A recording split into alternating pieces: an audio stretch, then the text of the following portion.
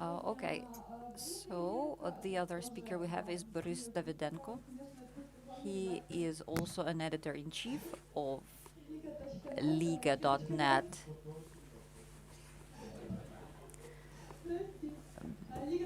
Watch out. Okay, Liga.net is one of the most influential media outlets in Ukraine. Boris has great experience with both membership model and crowdfunding. I'm going to ask him more about how this all worked for him. Another speaker we have is from Hungary, Gergi Nilas. This is a representative from media outlet who left Index. They used to be an influential independent outlet in Hungary. And I would like to thank all our speakers. It's Sunday. I was a bit worried that people wouldn't come to this part of our event. Thanks for coming. Uh, we are going to have an interactive communication with you.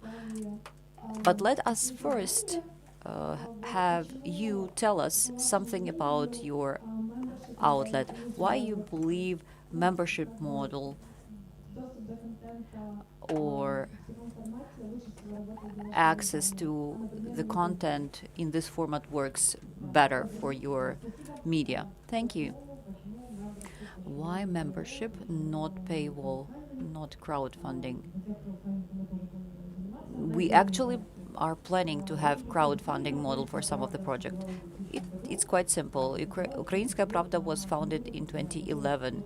At that moment, we were looking at the market in Ukraine, and we saw Georgi Gongadze blacklisted by all the TV channels, which pushed him towards creating his own media. In 1999, I heard he was in New York. At the same time, Ukrainian cabinet of ministers was being formed. This is just for you to understand the context of that time. There was no internet, no access to the content. So we believe that paywall is something wrong in terms of the mission of Ukrainskaya Pravda. This is reason number one. The second reason is we've always been somehow a magnet for the civil society. Ukrainskaya Pravda has always been a platform used by people who do not want to use content generated by the oligarchs' channels.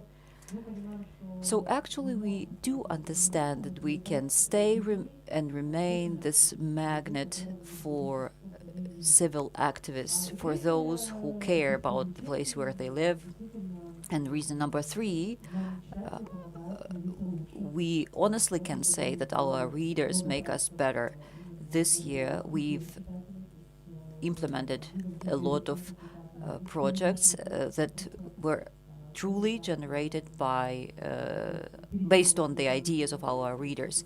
And we started transforming our financial model. We understand that only the media who are adaptive and use hybrid models will survive. They can use partly advertising model, reader revenue model, and some additional funding.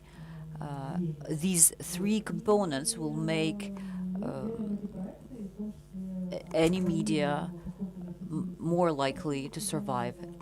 In May this year, the owner of our outlet changed, and this is a little bit about the future topics to discuss. We are going through crisis of reader environment. Now we have an owner, and someone might think we don't need any support. No, that's not the case. This year we have produced a documentary film. It was partly funded by the US Embassy, and partly by the Readers Club of Ukrainskaya Pravda. And we want to feel engaged in something significant. As for Liga.net, I believe paywall for you is something quite acceptable and consistent with your approach. Why not paywall? Yeah, I agree with you. Let's look at history a little bit. At 1997, Liga.net was established as an adjacent project to Liga Zakon. It was a reference platform for lawyers. And in 10 to 15 years, we have become a separate project, but the general business approach remained the same. We haven't been too successful in terms of business of our project. When I landed in this project, this was an outlet with high level of losses. I actually am an editor, and I look with a broad gaze, so to say, at this project. I understand that without money we wouldn't be able to produce high quality content. If we speak about Ukraine, we understand that advertisement model wouldn't allow to have high quality content. You're just not going to make it. Several months ago, I made my sales managers calculate and see the figures, how much we earn for 1 million views. They said it's impossible. We have so many elements. It's so complex. But I pushed them to do that. In a week, they gave me some figure. Maybe I'm not too precise here, too accurate here, but it's about $1,300 for 1 million views. So not every news editor creates 1 million views. And you can understand the load and how this level of load for authors makes it impossible to generate high quality content. So you see, this is not viable. It's not realistic. It means you will have general interest news, or you will have some kind of rumors, quick baits. Once I arrived in this outlet, we started discussing how we would improve the situation. We had some grants, we had reader revenues. We were thinking we might launch paywall. If we fail, we would do something else, something different. Frankly, we haven't done much on this path. I keep forgetting the name of this Slovak outlet. Tomasz came to visit us during this communication. We were trying to launch this paywall. In March 2020, the first lockdown was introduced. I came to our commercial department and asked them about April. In an hour, they came back with an answer. Almost 50% of all the advertisement we had is withdrawn. So actually, we had to count on only the money we could earn. And you don't have to be a mathematician to calculate how many people I was compelled to fire. So I thought, why don't we go and start a crowdfunding process? And a lot of people were thinking it was not possible. Financial department was saying, no, no, no one is going to give you any money. Uh, Not everyone was too optimistic about the prospect of launching crowdfunding for our survival. So I tried to explain. In 10 days, we quickly launched the crowdfunding program. We were the first among Ukrainian media to do so, at least one of the first. Actually, the results exceeded our expectations in the first couple months. About 4,000 people supported us. This was significant money for us. They gave us enough to pay salaries for 2 to 3 months. So, on the basis of this experience, we started thinking about the future. I wish we had done that 2 years before that. But okay, we were doing things on the go, not thinking far ahead. So, in Ukraine,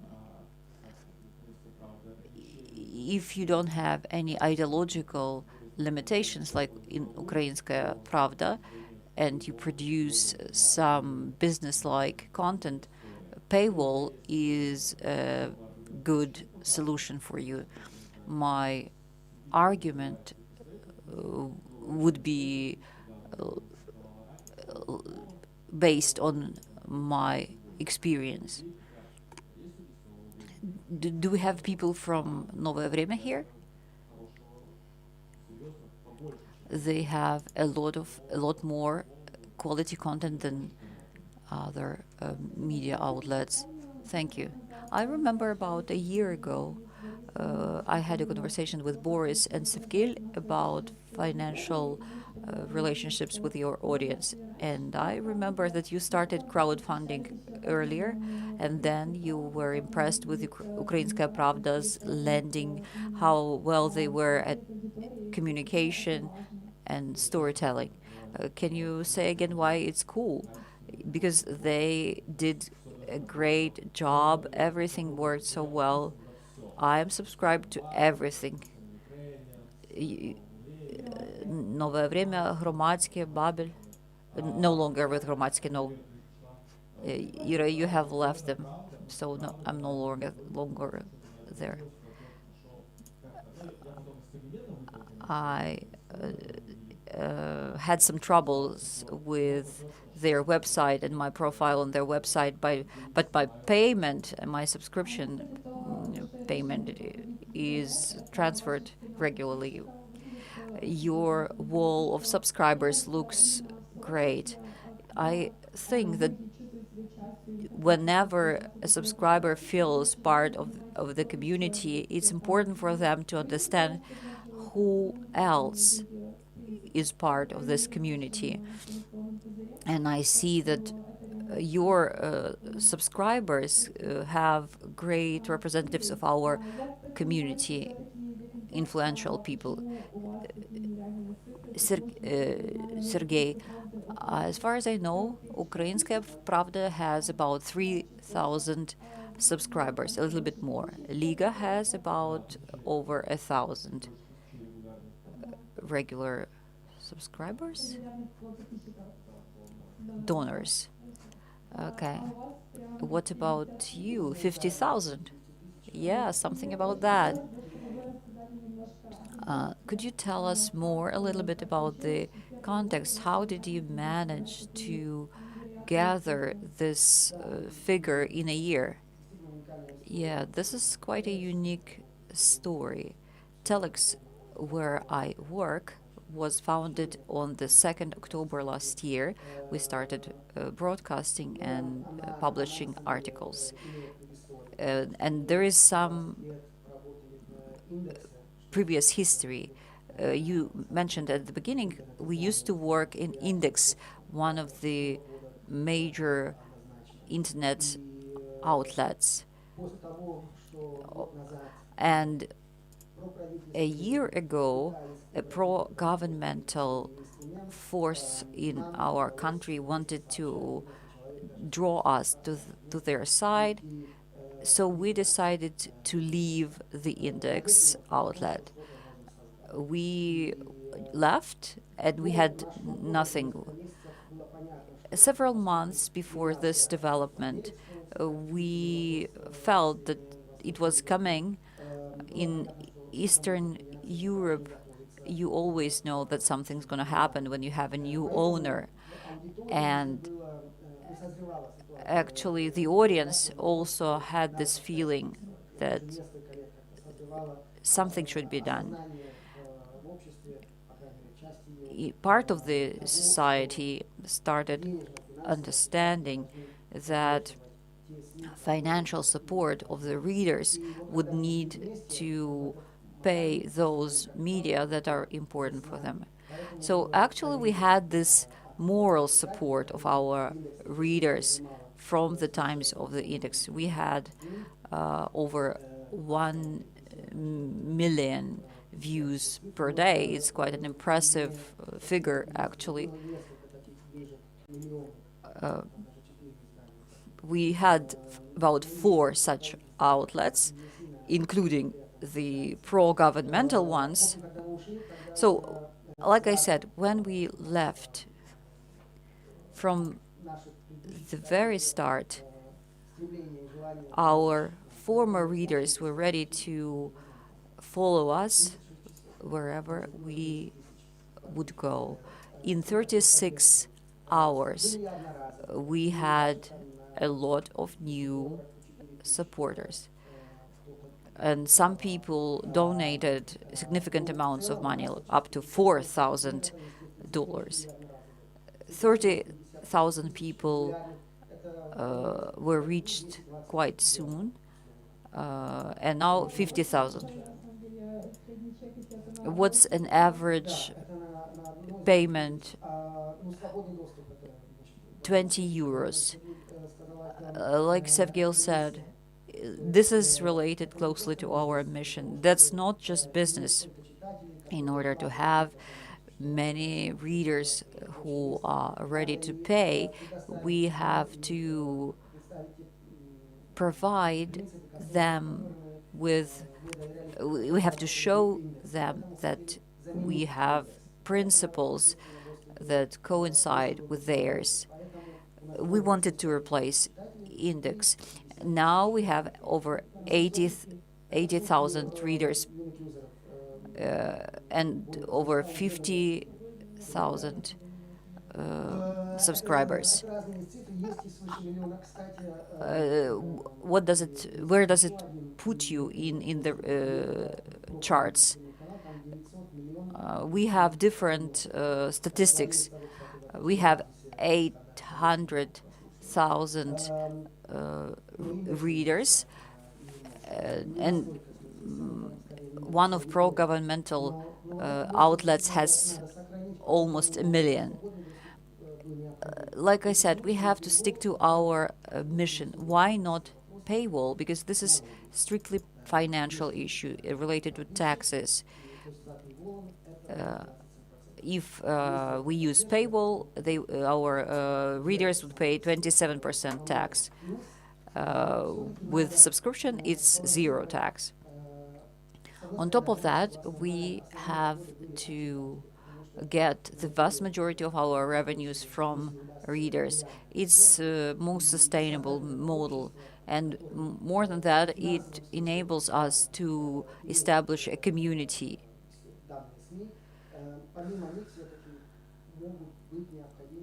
of our readers.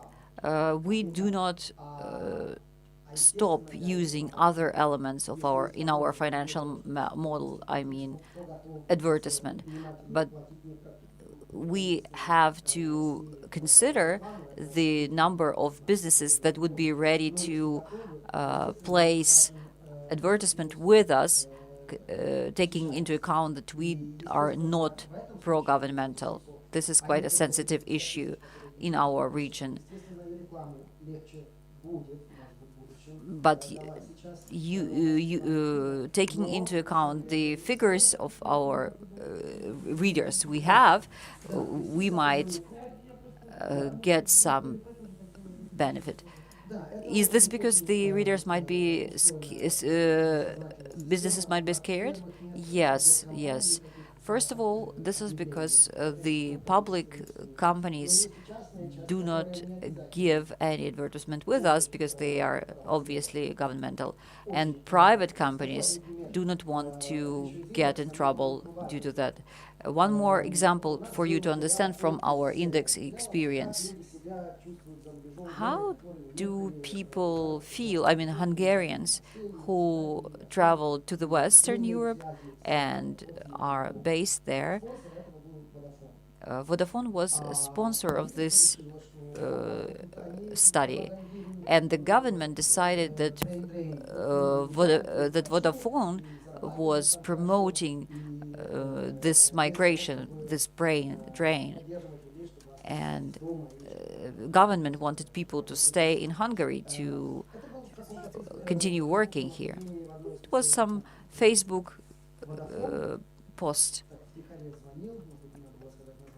Vodafone called me, and they said once we placed this advertisement, we wouldn't withdraw our money, but please remove the name of our company from this advertisement.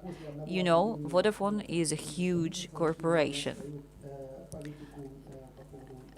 And at some point, the public bodies also changed their advertisement policy. They might lose some clients.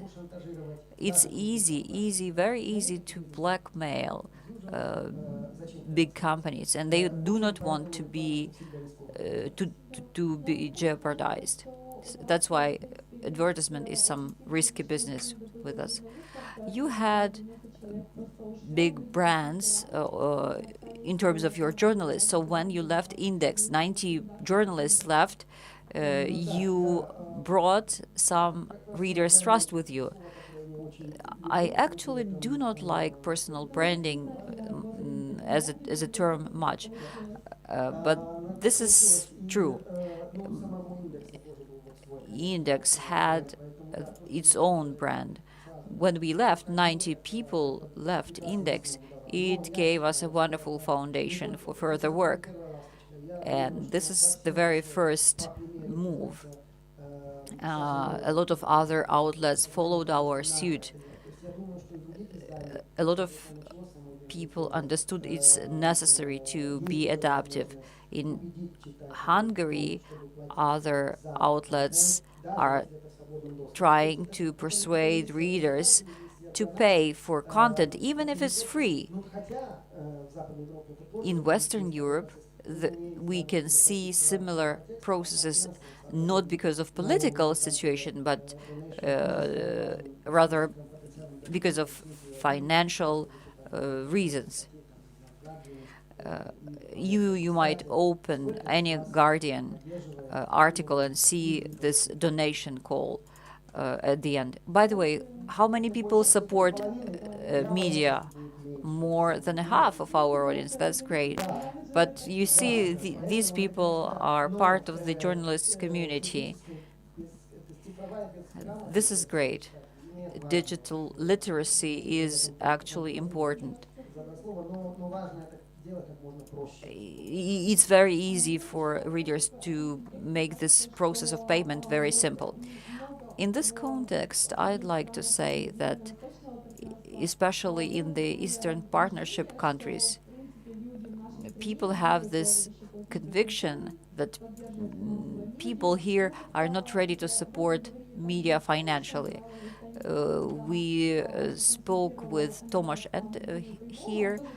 We were discussing paywall introduction, and he said, once I start consulting some media in a country, in the Eastern Europe, everyone opposes me with an argument that no one would pay. But then eventually, a lot of people still are ready to support media.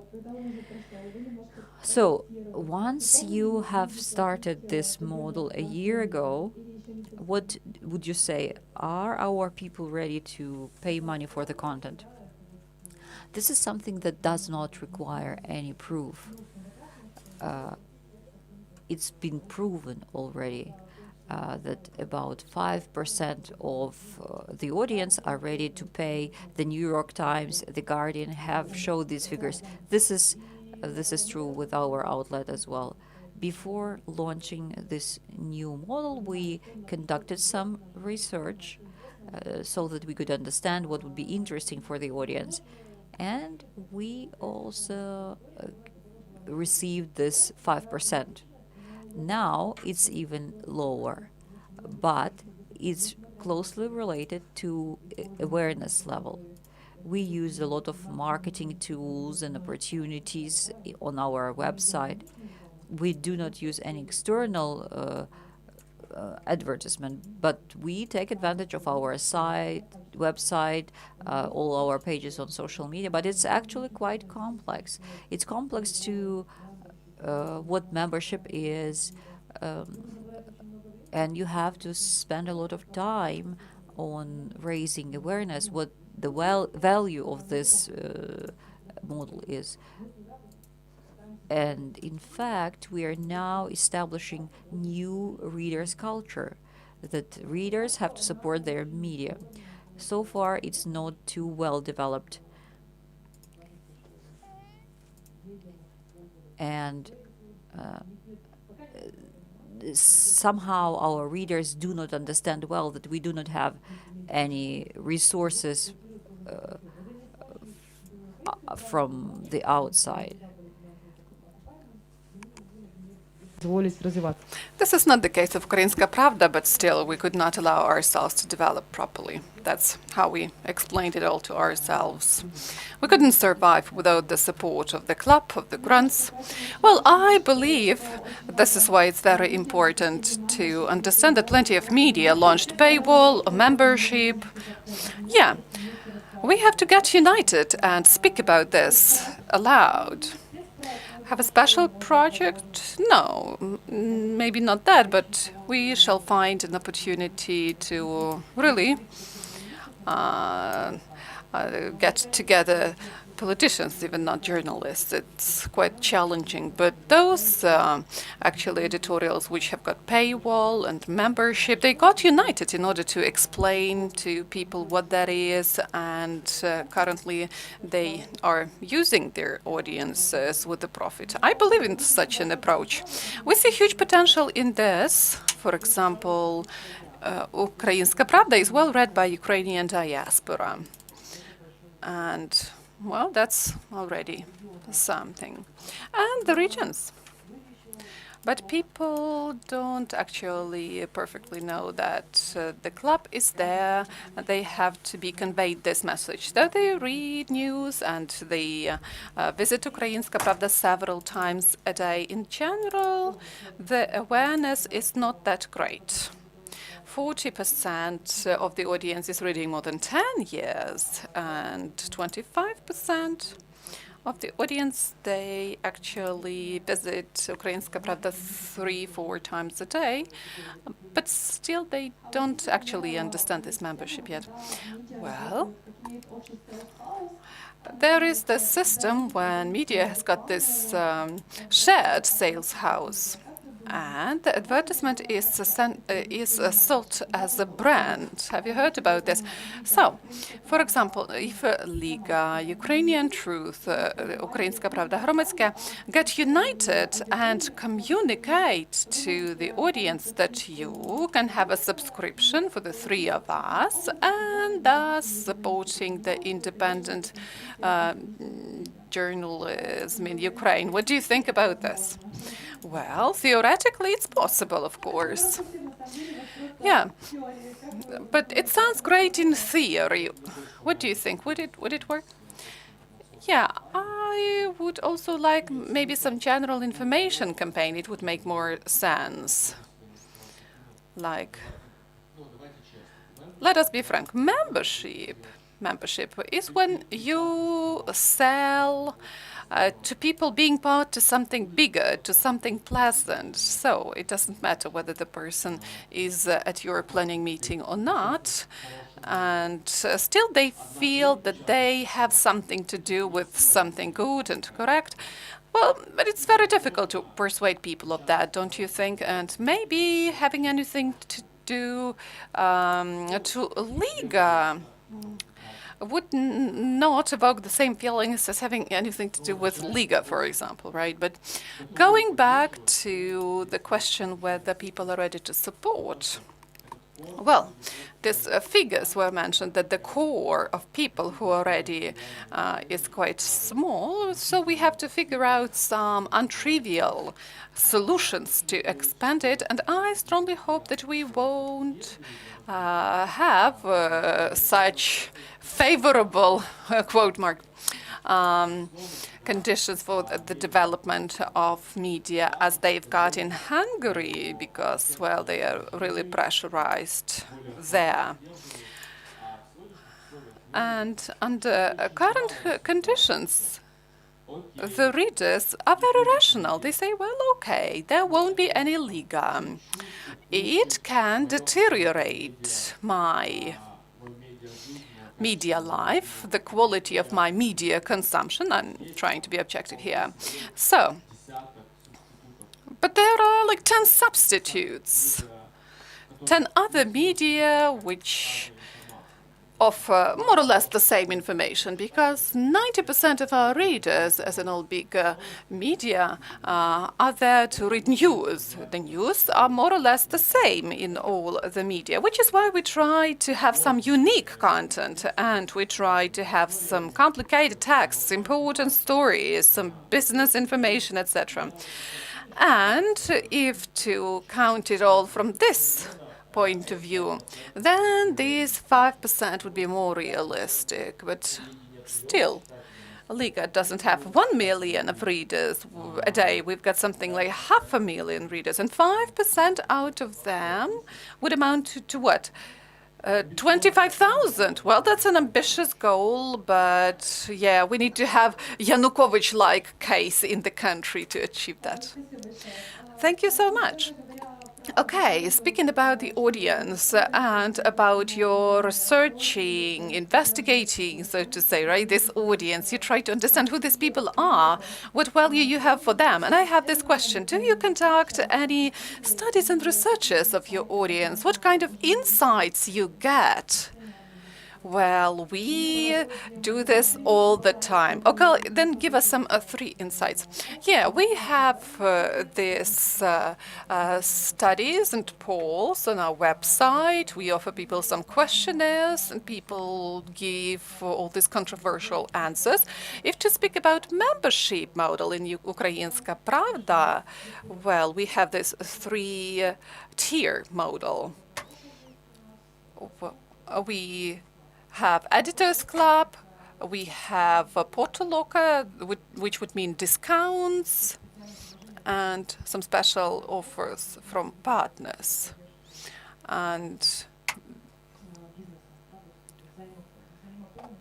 this is like, well, the support to the media. And speaking about this Potoloka tier, when we were conducting these studies, we, by the way, were offering discounts for books and discounts for coffee, and discounts for clothes and shoes. So people said they would be interested in discounts for books, but in reality they are more interested in discounts for clothes and shoes. So, on a weekly basis, we have these sessions where we discuss all the current issues and try to figure out some marketing campaigns in order to be high in the agenda of people's attention. And, well, we've got some number of subscribers who are coming to you because they just like you, but These campaigns still help boosting the number of subscribers. For example, we've launched our merch, and every Potoloka subscriber received a T-shirt, and it boosted the number of subscribers by 40%. And then we had this funny story. We were cooking plov dish, that's Kazakhstan dish, rice and meat.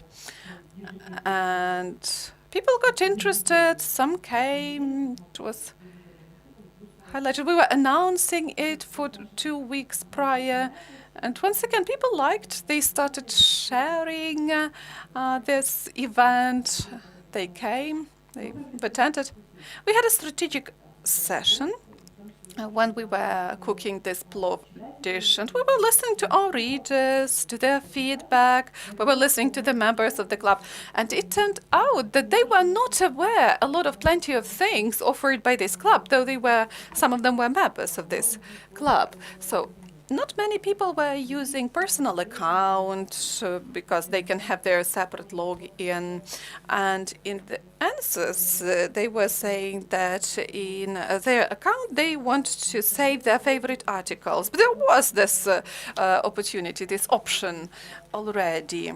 And we were highlighting and emphasizing that. Then we were asking people whether they want to get some updates via email or anything else. And we have this Facebook group, which is quite active, but, well, not all the 3,000 are there. And what other conclusion can we make? People subscribe, they want to support us, but they are not always eager to participate in some events, especially online events. They do not show up.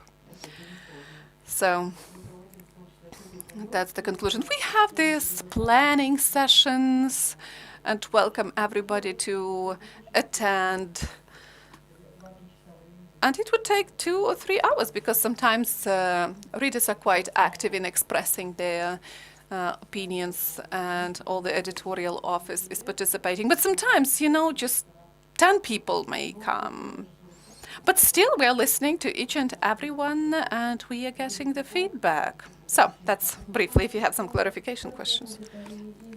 What about the profile of your audience, like a portrait of your audience? Where these people work? How old are they?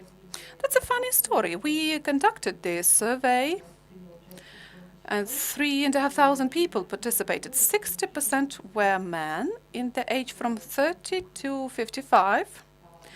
And we decided to have a focus group discussion to actually have the understanding, have a better understanding of this profile. We were even asking them in what way we shall call the club, and we sent an invitation to participate in these focus groups to these 3,500 people. 600 people got interested. Out of the 600 people, 15 people agreed to come to the first focus group. We've lost 3. So at the end of the day, we had 11 people in the focus group. All of them were men in the age from 30 to 55. So really, we understand this would be men, 30-55, and 40% of them get more than $1,000 salary per month. Very interesting, and I know you, Taras, were conducting some polls and surveys, right? You were asking some questions about the Russian version of the Insight website. Yes, as I've mentioned, we were doing it all. And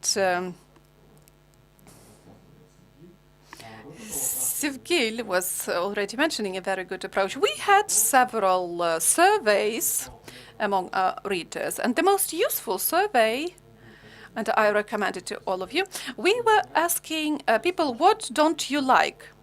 Don't ask people what you shall do.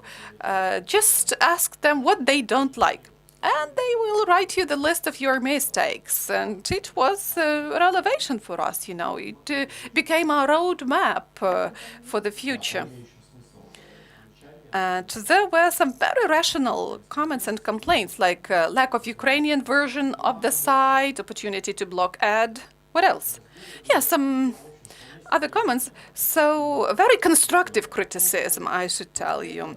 Speaking about the portrait or profile of Arita, well, you know, in sociology, there also may be some certain mistakes. That maybe the mistake dictated, you know, by what? By a person having nothing to do but answering your questions. There are this kind of people, right, who do not know what to do, so they decide to participate in this polling. Or maybe very active people. Well, not that many of them.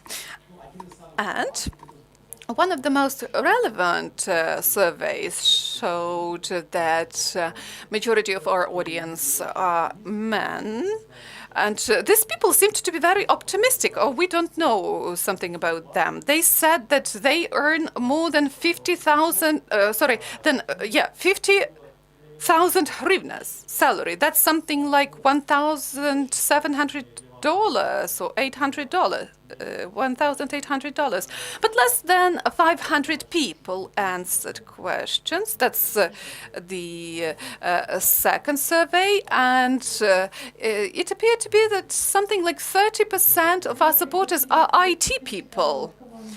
Well, yeah, it sounds funny. It doesn't sound real, but yeah, it's great to know your audience and try to understand who these people are, to ask them all the various questions, but somehow I'm suspicious about the results we get. So, if to make a conclusion out of the words of my colleague here, you're just for adult and mature men there, right? Don't have a single content for women then. Yes, and what about you, Sergey? Do you analyze portrait profile of your subscribers? I don't know in all the details, but I'm sure it coincides with what previous speakers mentioned as regards age, gender, and salary. What I specifically know, majority of those who are ready to support us and separate media, are those who are not supporting Orban party. So, meaning they are driven by their political beliefs, and they are ready to support us. And, you know, in pro-Orban's propaganda, this is formulated as, oh, this media is begging for money again, all right? But people who support us, they understand the general picture, they understand what's going on. And yes, these people are usually not pro-government. But still, if this is a pro-government media, this is not already a media. And they are just supporting the government and highlighting all the good it's making. So, of course, we are criticizing those at power, and people really like it. And yesterday I was mentioning, right, that the government is trying to pressurize us for that. So that's about people who support us. But a lot was mentioned about high salary of these people. What do you think? That's a question to you. If these people can pay 10 times less, like €1 or €2 only, but still there would be people who would be paying €5? Well, yeah, we have a lot of people ready to pay more. There are people who are paying 1,000 hryvnias a year, and it's more convenient for them to pay 1,000 hryvnias per year than 50 hryvnias per month. Yes, you know why I'm asking? Because we have a lot of people who are not ready to pay €5, but there are plenty of people who are ready to pay €1. And maybe we would have the better result if we have or if we allow these people to pay just €1, we would have more people and we would earn more. So when we have free click, when, of course, more articles may be clicked, etc. We are all fighting for one pocket, so to say. I mean, us, independent media. And just imagine if a person is paying €20, there would be these people would be less eager to support 4 or 5 media, right? Yeah, it seems to me that in Ukraine, people are supporting just 1 or 2 media, not more.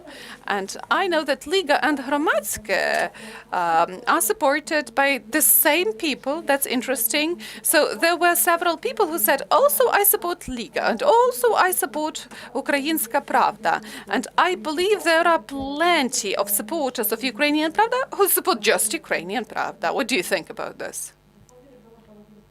When we had these focus groups, people were saying that they were supporting other projects, other media as well. Someone was supporting Szczur, Michael Szczur. Someone was supporting Bigus. But in general, I agree that people tend to support just 1 or 2 media, not more. And we are really fighting for the same pocket here, right? Yeah, and I know that a lot of people support just us. But still, as I mentioned, there are readers who support several. Yeah, but they have high salary, no? Well, I don't have this analytics, but I believe, right, you are. But we are speaking about conscience of these people and their readiness to do so. That's just internally important for them. That's their position. And they are writing about this in social media. Okay, and also I believe that the recent year was quite experimental, and membership model or any other models and approaches was something new, right? Previously, not many media used that, but now dozens of media are employing this technique. So it's worth thinking about this. Maybe we need to introduce this readers' revenue schemes in order to actually get revenue thanks to the loyalty of audience. So my question here would be, what if you could have started it all from the scratch? I mean, to build your membership program. What would you start with? Well, we would be using the same path, so to say, but we would change the timing a bit because we launched it all in June 2020, and it was not very beneficial time because Liga had it already, and we missed a very date in our story. We were turning 20 years of age, and maybe it was worth dedicating this launch to this anniversary, and then there would be more subscribers willing to support us. And yeah, in June, the situation with COVID was almost the same as in April, but in April people were panicking a bit, and Liga used that momentum. Well, media was under the hit, so to say, and many people were ready to support this media they were reading. And the second important issue would be the technical side of this issue. I believe if there was an opportunity to do it earlier, yeah, we would have started it earlier, and we would pay more attention to the technical side of it all, because that's of vital importance. There shall be good developers of it all, good team with an understanding, right? Good payment system involved, right? Yeah. And we need to understand whether you can have advertising-related revenue, whether promo codes will be a success, whether reader's account shall be there. So I would have paid more attention to this issue. Yes, Gil had 2 interesting points. So we have even more. So we had this online course for regional media. for donation and crowdfunding, and we even made public the materials of this training. This is like a guideline, you know, all our pain and wisdom is there, and you can read it. So to be brief, there are 10 mistakes which Liga.net made. We launched it all in a very fast manner, and it's not possible to develop a campaign in 10 days. The first mistake was that we started using LeakPay system. There are two systems in Ukraine, LeakPay and We4Pay, something like that. Two payment systems, and LeakPay is a better option because it's more difficult to unsubscribe from it. Yeah, don't laugh, that's an important thing. I'm serious here. Inaudible. Yeah, that's interesting. That's something new. Well, we had this one-time default payment. No, have the recurrent payment by default, okay? You have to trick your readers a bit. Yeah, though we had to return money to plenty of people later on. Yeah, but don't trick anyone. Don't lie to people. It shall be obvious. Yes? Yes, but we're speaking about digital literacy here. Then we had multi-channel communication campaign. We were looking for subscribers in WhatsApp and Facebook and messengers through websites. Yeah, plenty of channels to find them, and it was a real chaos. Later on, it was difficult to get it all together, and we've lost some people who were eager to support us. Then we decided to make the payment easier because everybody was saying that it shall be very easy, like to open a door. We made it so simple that we forgot to collect contact details of these people. Oh my God, that's a huge mistake. Yes, like make them enter their email. Don't have a questionnaire containing 30 questions, but at least their email or phone. Do so, please, because if you don't have the contact details of those who paid you, that's, wow, a gross mistake. Then, what's next?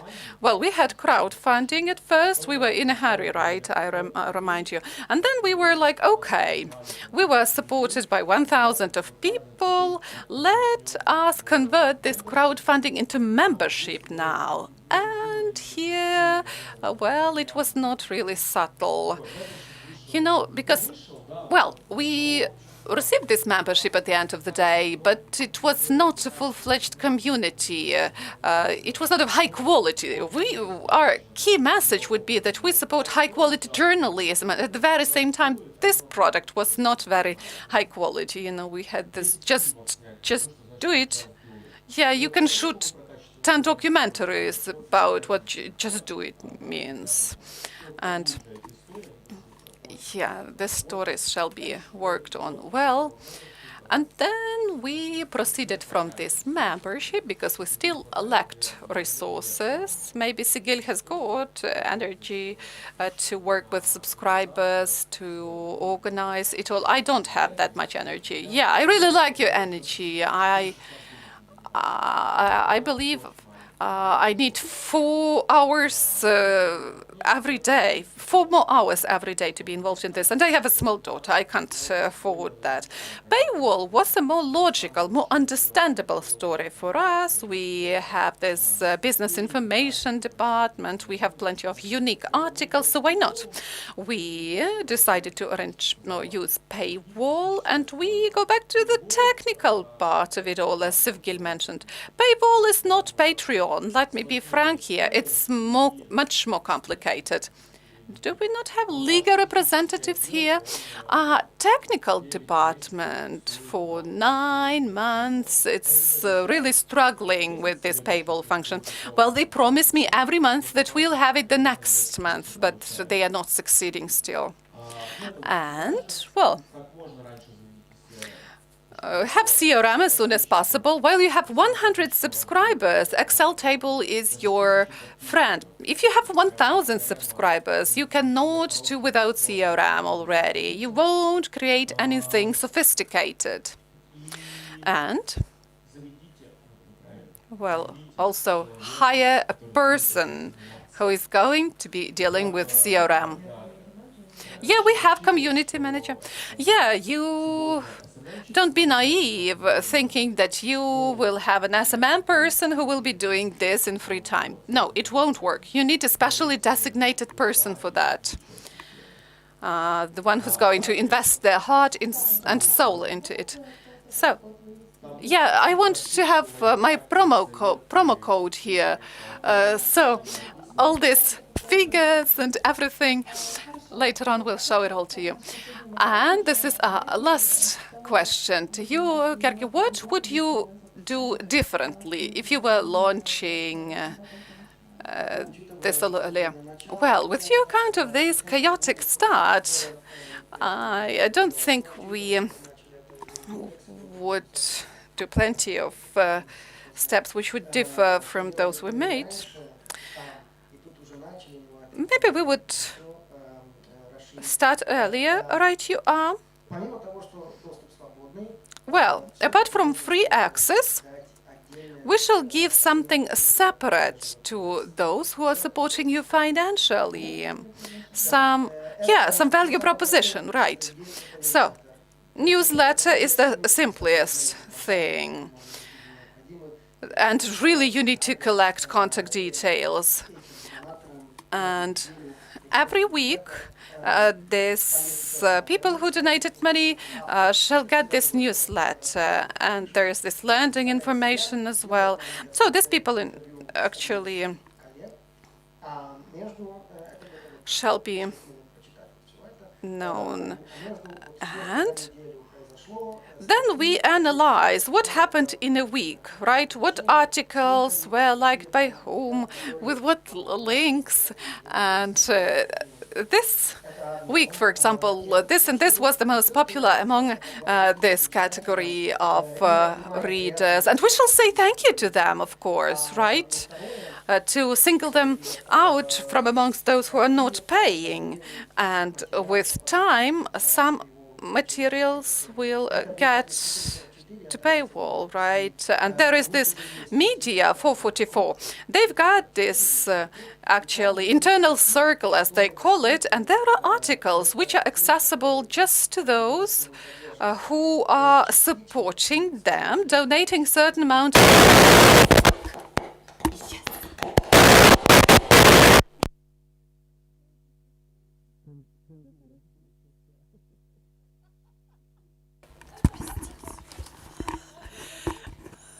So, 1 2 1 2. Is everything okay?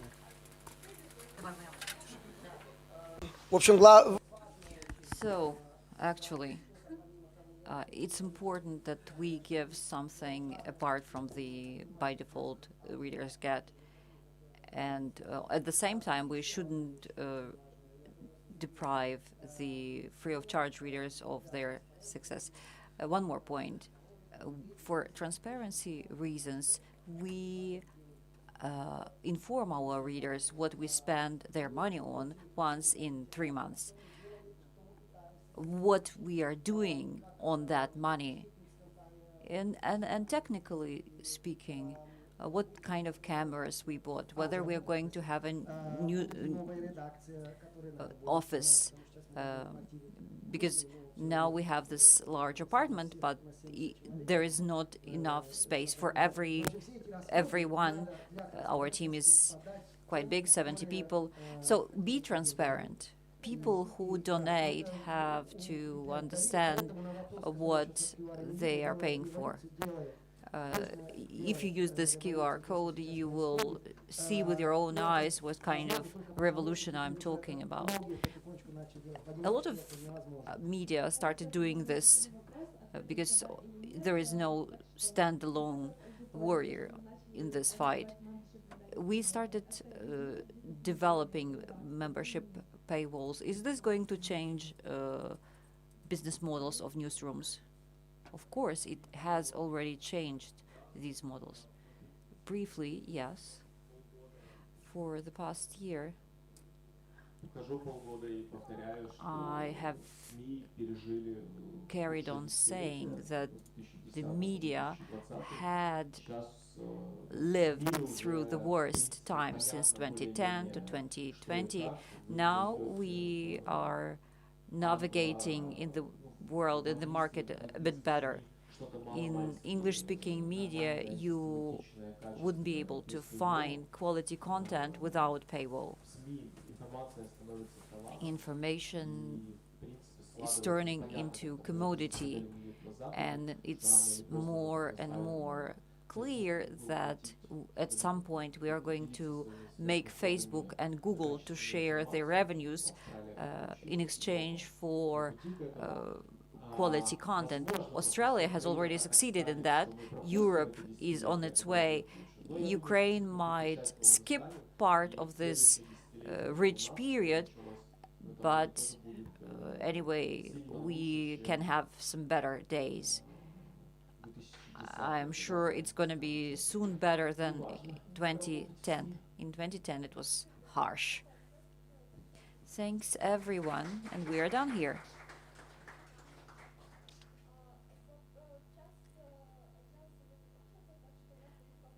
Now we're going to have coffee break. If you have some time, you can network with all.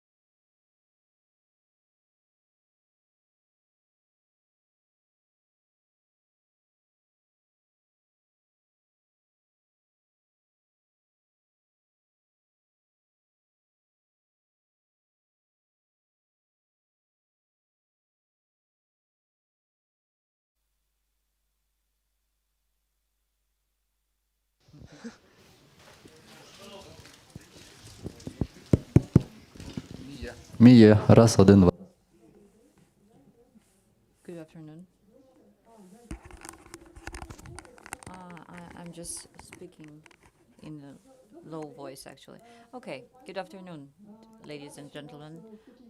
I'm happy to see so many people here in under our tent, and that's great that so many people are interested in the topic of native ads. We have real stars with us today. They all have something to share about this experience they have acquired for over 10 years. Some of them have been going through trial and error path for a long time.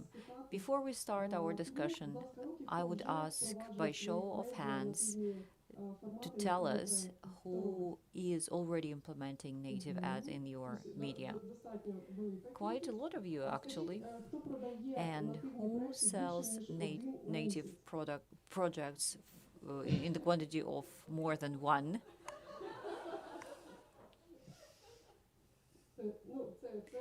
This is also impressive. Let me introduce our panelists. I'd probably start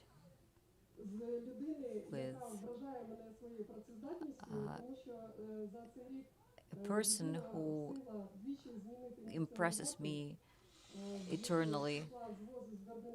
They have changed two positions, launched two authors courses, training courses, a school of native ads. I know that some of you are already great at producing native ads. So, Yaroslav Kobzar is with us here. Good afternoon.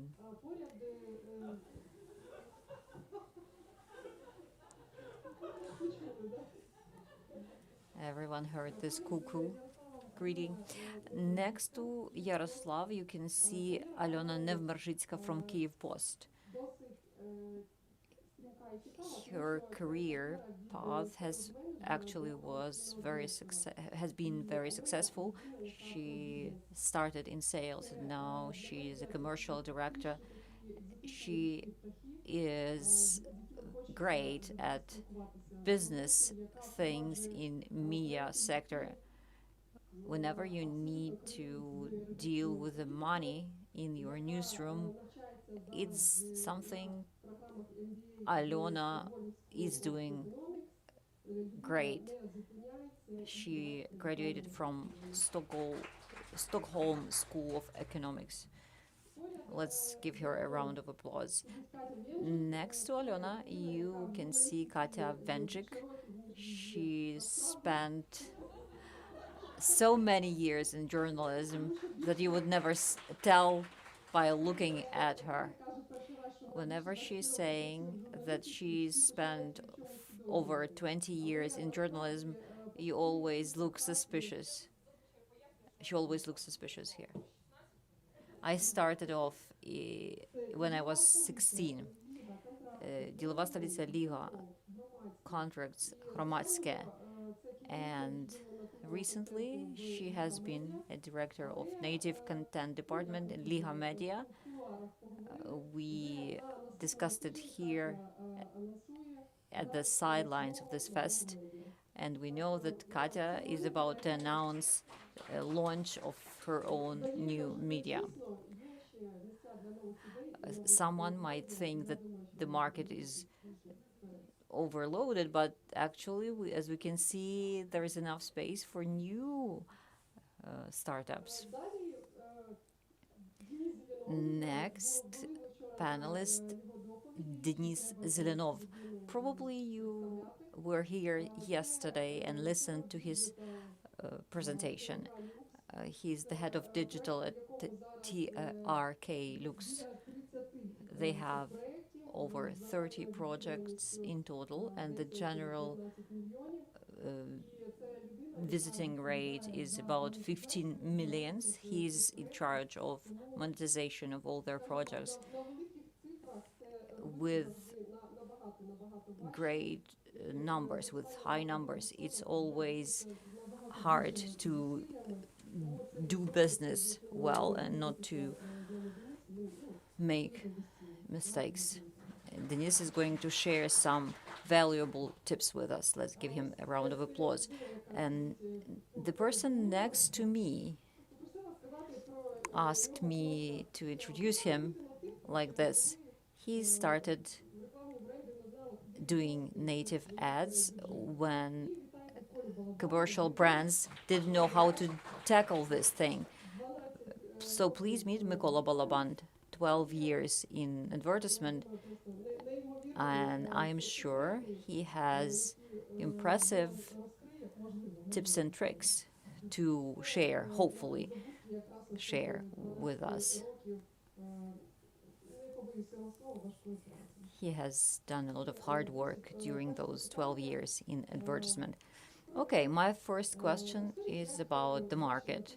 Could you tell us more about your recent experiences over the past 3 years? What's the dynamics you observe in the projects you work in? Have you felt the impact of the recent crises? Is it easier for you now to sell advertisement? And is the market used to this word of native ads? Okay, let me start. The crisis, any crisis, actually has huge influence on media market, and that's absolutely normal, fine. And of course, any brands that have more vulnerable position are more likely to be shut down, like air flights, restaurants, and so on. So we have to follow the customer, the audience. We need to understand the consumption trends, and this would make it clear for you what brands would be your potential partners. This is what we have been doing. We found partners for whom lockdown was the golden period. We all know that everyone was staying at home, and those who produced foods to be delivered had huge revenues. So actually, we made some offers with these guys, and this enabled us to survive during the very initial period of the quarantine. Sometime was actually quite hard, but we managed. Later, other businesses started reviewing their budgets, and we as well reviewed our approach and managing. Now the audience was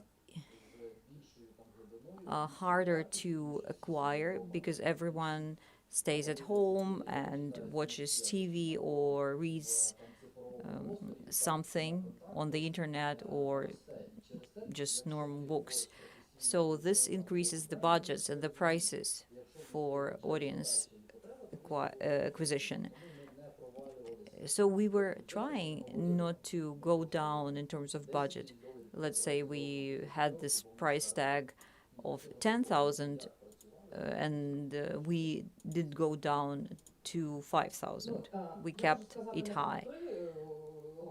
I'd like to share the experience we had in the past 2 years. I spent 2 years from 31st July to 31st July in Liga. And 18 months out of those 24 we spent in Corona crisis.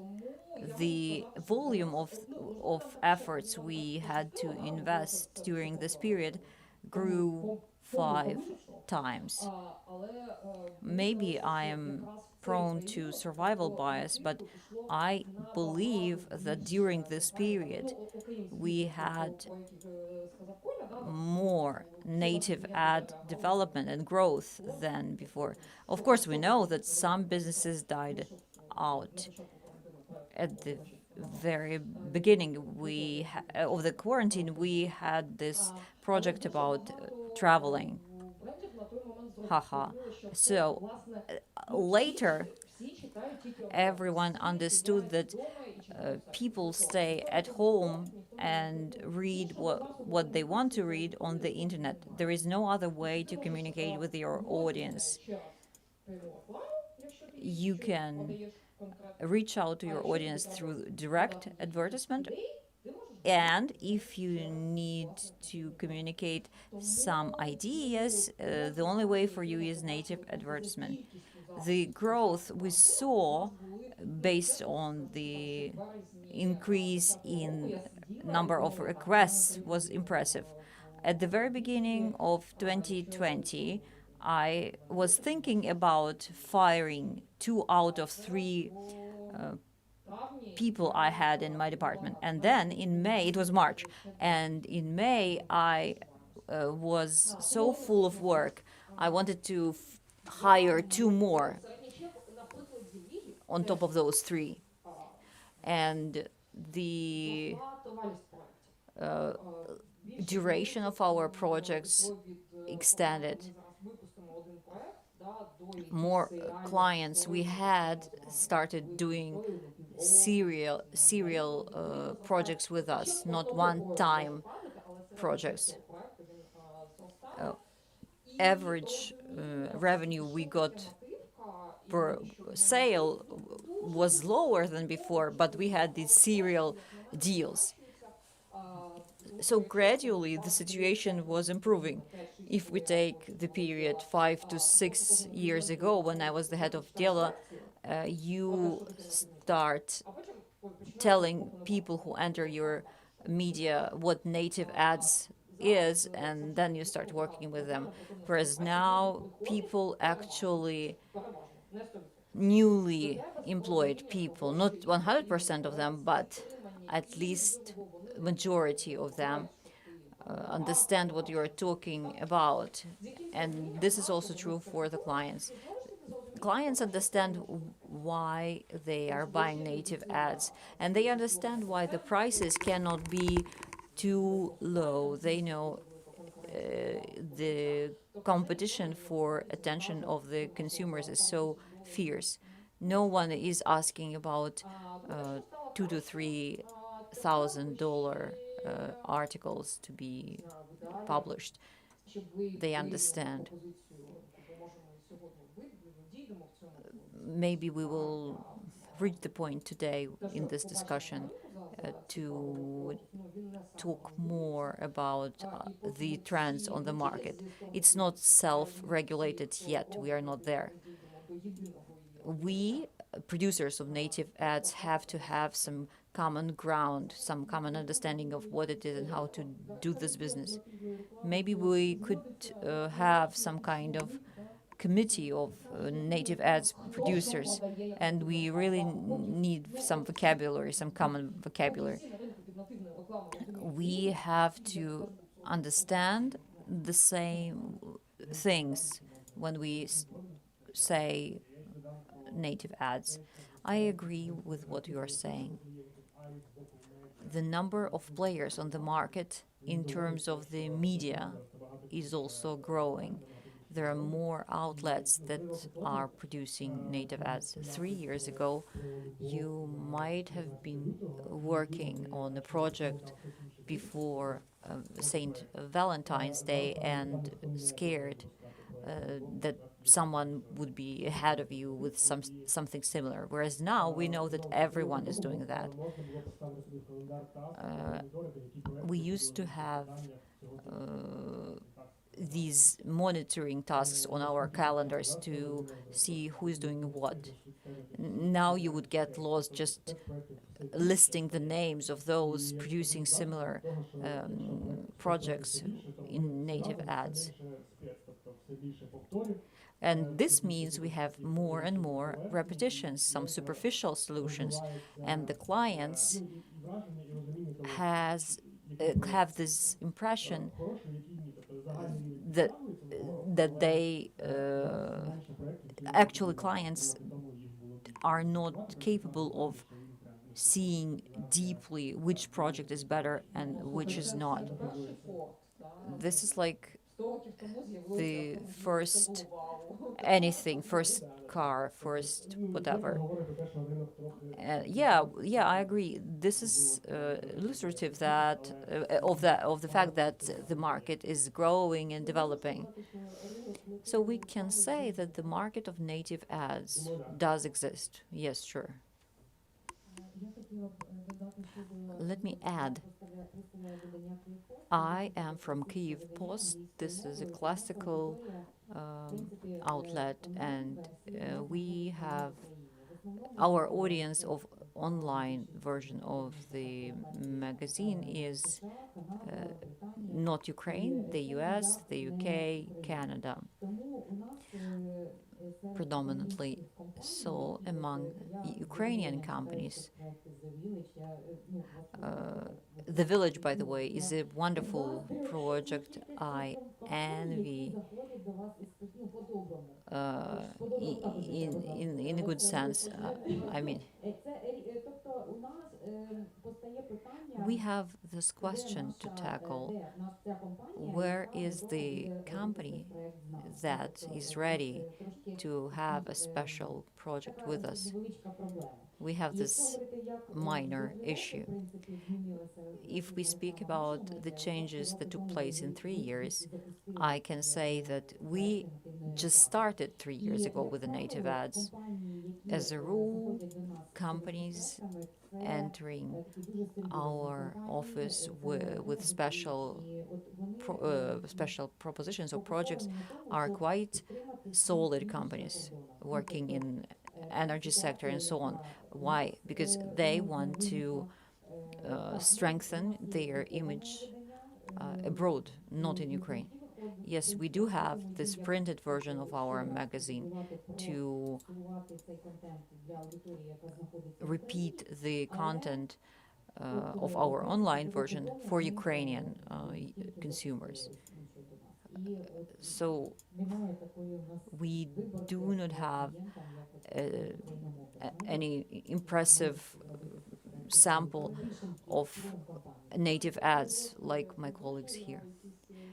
In 3 years, do you have some stable sales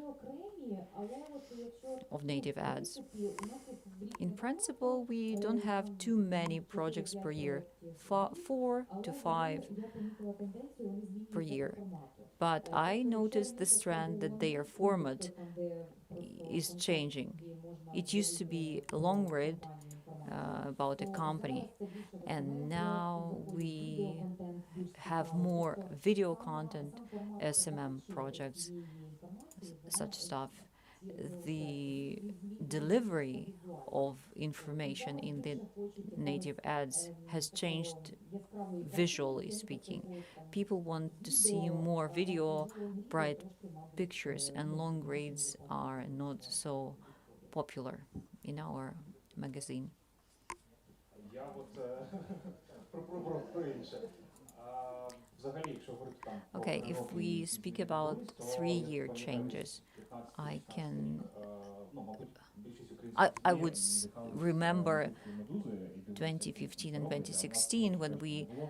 were Медуза надихалась inspired by Times, what Washington Medusa Post. was doing. Але ми медузу And більше. they used І я the красивіше Times and the запитав Washington на якійсь Post as a конференції, reference. I які remember a будуть conference and проекти where телесейлс, I які вітають asked депутати Госдуми. about a project of Medusa they had with air flights for members of the Russian parliament. And I remember that since then, we don't have any wow effect we used to have in 2015 and 16. Each media outlet has their own KPIs. This wow effect is no longer there. If we manage to have it, that's great. But clients usually want to have something more specific, something measurable. As for the attitudes we observe, what changes we see in attitudes, it might be a special project, a native ads project, multimedia project. We might call it whichever way our client prefers. But again, we have specific KPIs to be reached. That's great that you have touched upon this thing. What kind of KPIs do you usually have for your native ads project? Reading, general number of readers who follow the link, but if we go deeper, we can see the time they spend on the page, coverage on social media, video, how much time they spend watching the video, and the total figures for each special project. How do you calculate these figures? Do you look at total numbers? No, we have special coefficient for cross usage of the tools. Sometimes one person can get to see the same project twice, and this coefficient starts from 0.75 to 1.75. If we have 1 million views, we can get, due to this coefficient calculations, we can get in total 800,000. Okay, I really like to think about what KPIs a client might expect, which we would deny. We've had so many cases of such discussions with the clients. When they ask how many people will follow this link and go to our website, we would say no idea. We are not going to have these figures in our agreement with you. We are not going to write this text in order to make the readers download some app you're producing. This is a classical case, classical example when people approach us with a native ads project, not having the right understanding of what purpose is relevant here. It's always about your contact with your reader. In native ads, you always have two clients, or a client and a customer. Your customer is your reader. If your readers do not like your ads, you have just wasted all the resources. So it might seem weird, but we never insisted on cutting down the lists of KPIs of our clients, but not all of them will be able to reflect the quality of the project. We always focus on the interest our audience has for the material we publish. The depth, for example, we see that 90% of the audience stopped reading or watching the video within first minute. And then engagement rate, the number of people who saw the post and the number of them and the number of those who got engaged can be very much different. Just to show a post to 1 million people is just nothing. It's a function of your budget, nothing more. But to get them engaged, this is the trick to do. Let me say it again. There are some KPIs you might have from your client, but some of them are going to be denied. We can, of course, try and measure these KPIs, but they are not going to reflect the level of success. One more indicator was we used was citing, quoting, but this could be forged, right? 10 publications on other resources, for example.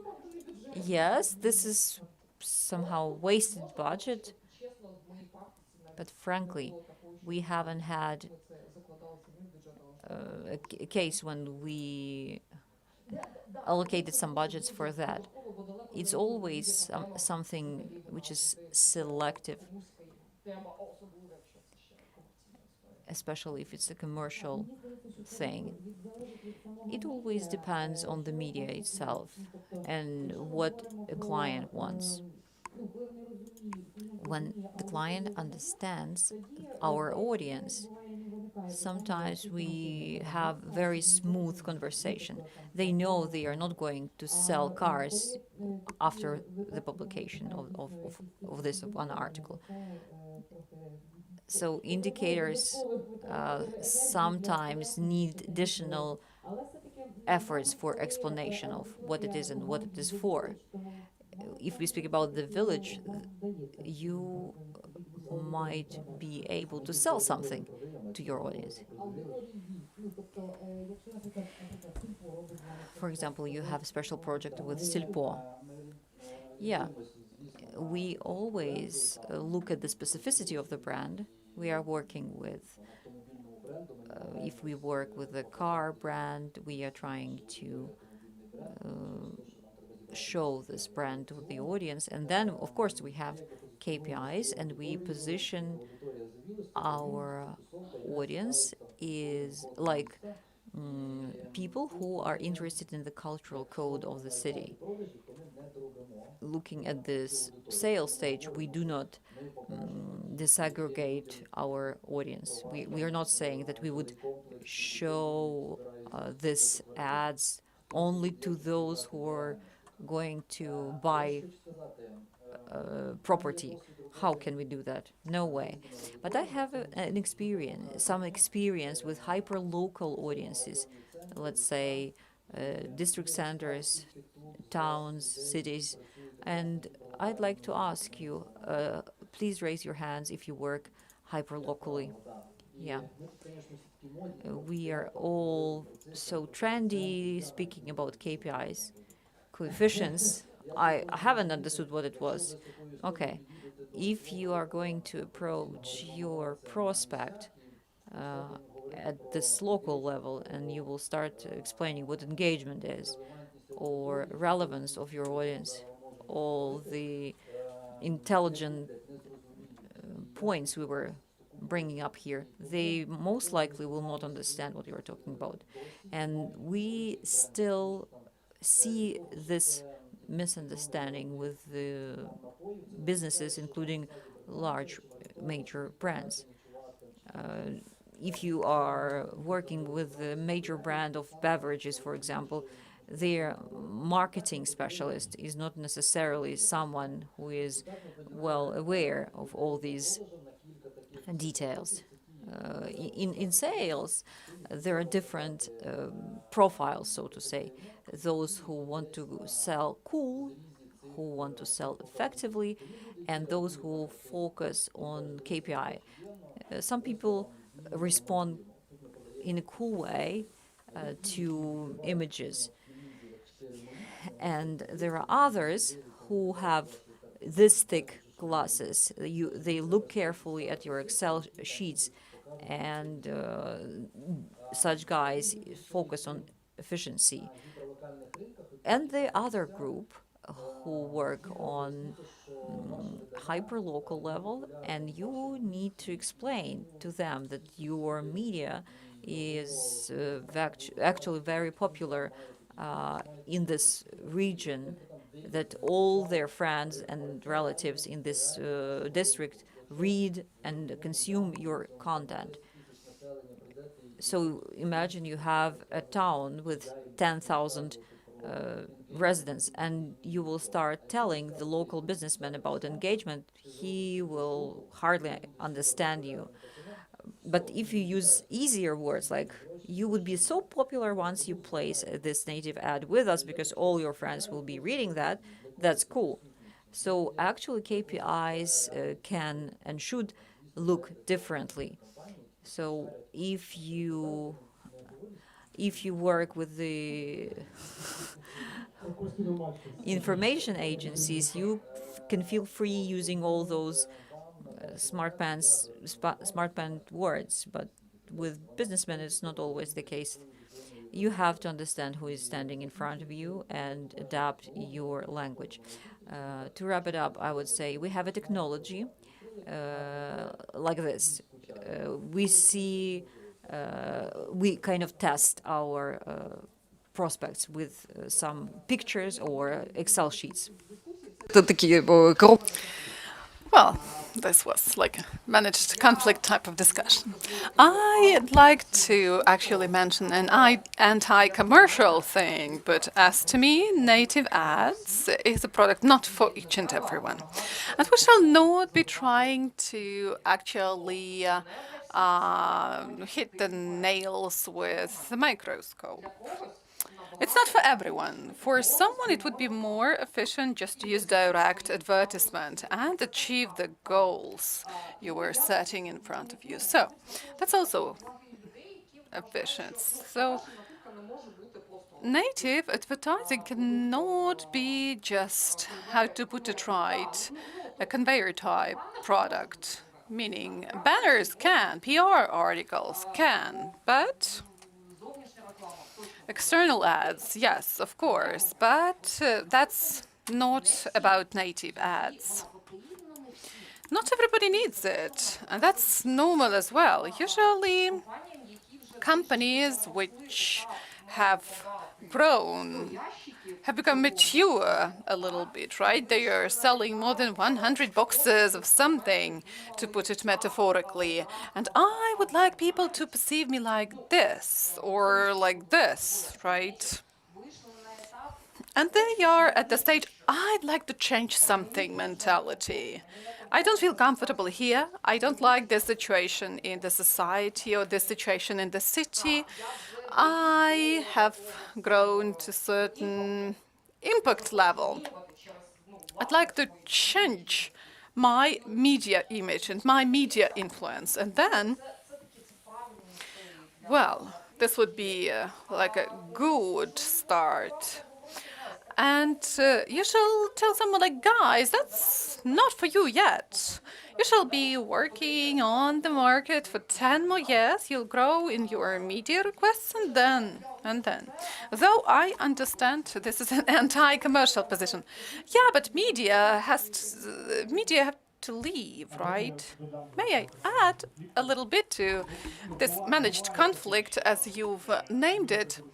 It happens that a person wants to buy a microscope and they are going to actually bang the nails with this microscope. And if the client really wants to do so, that's their right. Our goal and our task is to communicate. Yes, you shall not be saying no, but this would be your risks.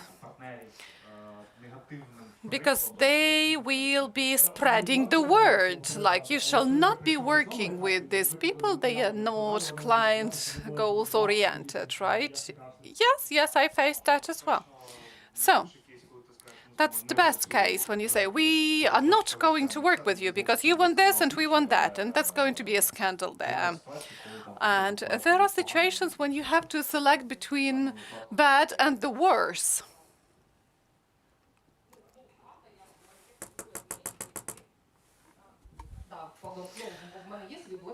Yeah, I have my blacklist. This would be people to whom I said, no, we are not going to introduce the project or implement the project with you. This was not about nails and microscopes, but we had various, very different values. And actually, I understood that apart from non-managed conflict, there won't be anything else. And it seems to me that saying, no, we won't do this and we won't do it this way. It's difficult, no? Now we start speaking about values, and maybe that's not the topic for today, but for me, native ads would be media by 70% and advertisement by 30%. Or maybe media by 80% and just 20 goes to ads. And you shall understand. Well, actually, there were these studies conducted by us. 40%, well, and by the way, we always had marked projects, like special project, native advertising at the top, at the side, at the bottom, all the disclaimers everywhere. All the projects were marked with them for people to understand that was commerce. Like people, we've taken money for this. 40% haven't seen all that. Those can be there, even in the number of 8. They see the heading and they start reading the text.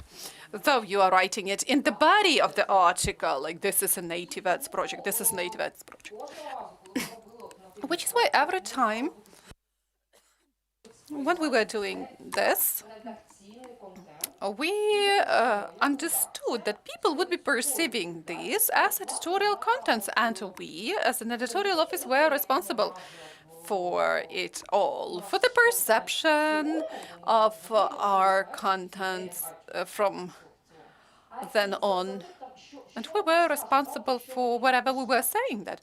If, for example, well, we had this example, we had a partnership project, very specific one, some bankruptcy court cases, and actually we had the mentioning of that company on the top, at the bottom, at the side, mentioning this company is a partner of this project. And then 10 more companies wrote to me, why haven't you covered our cases?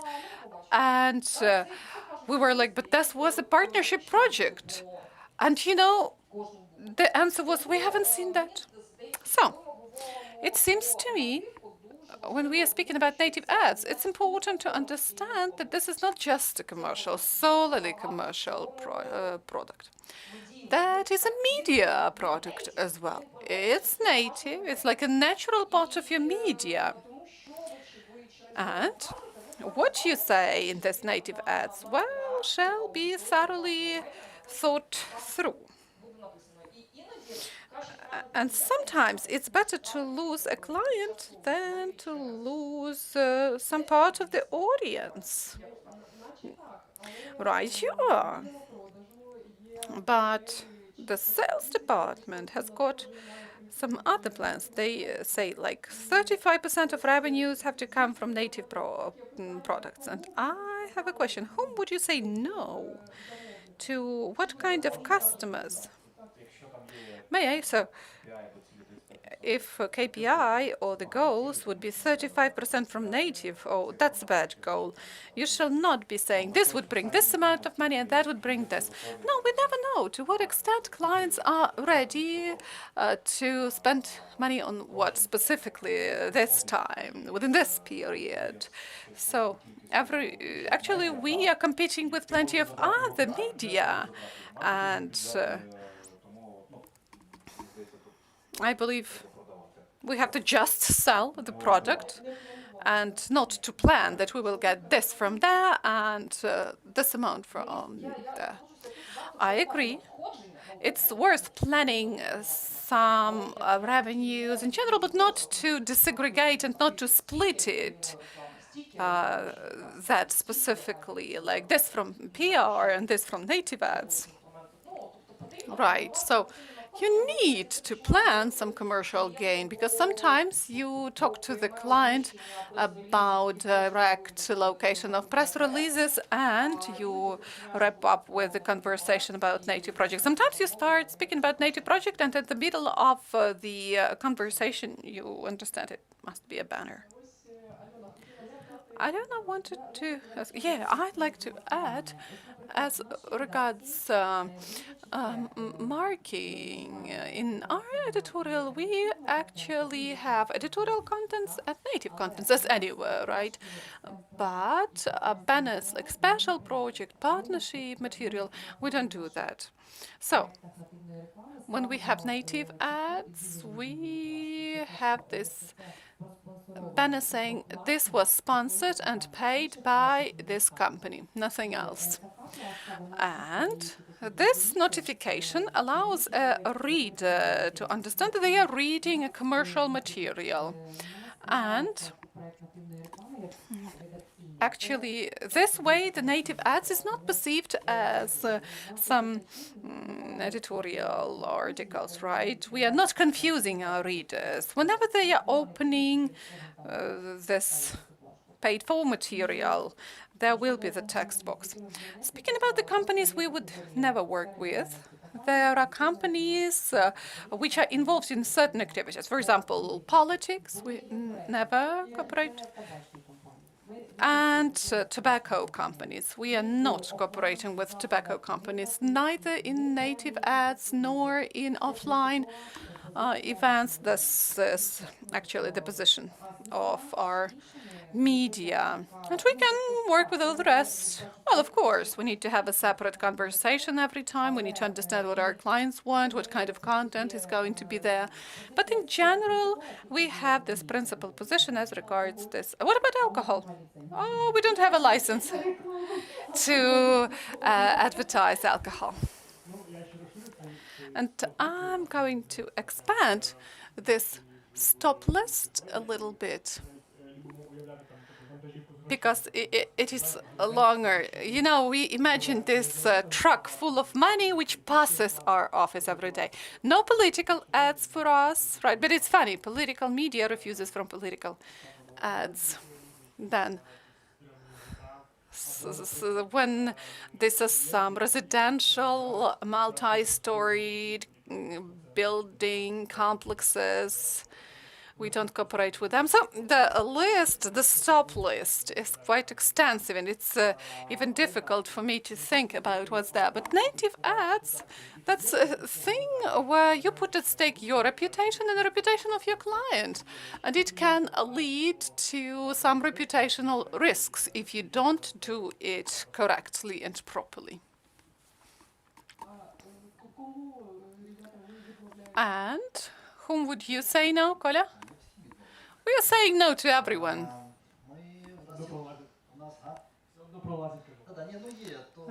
Well,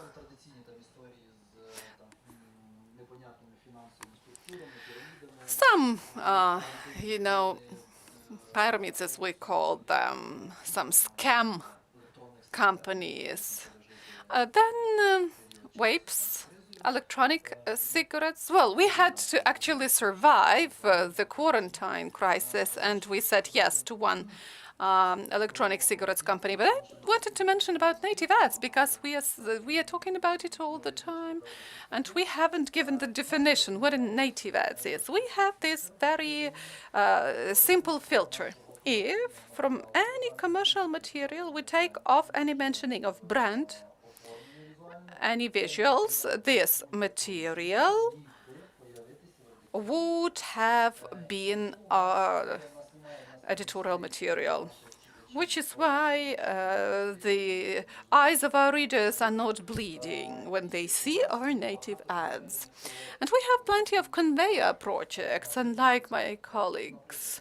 For example, we are writing quite often about discounts, like seasonal discounts, clothes, for example. And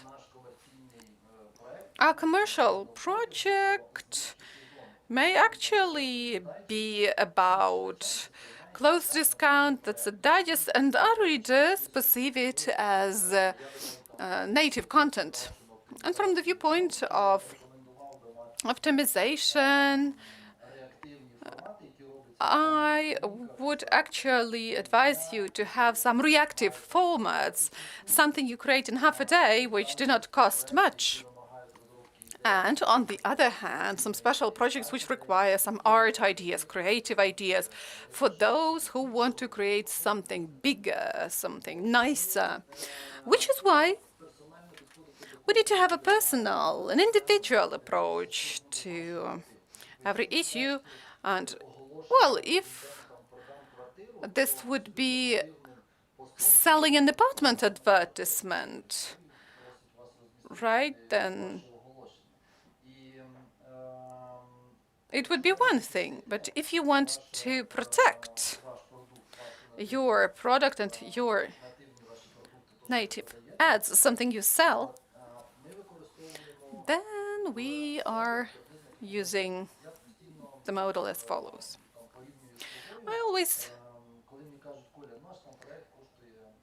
I'm always interested when they say, Kolya, project is a very expensive one.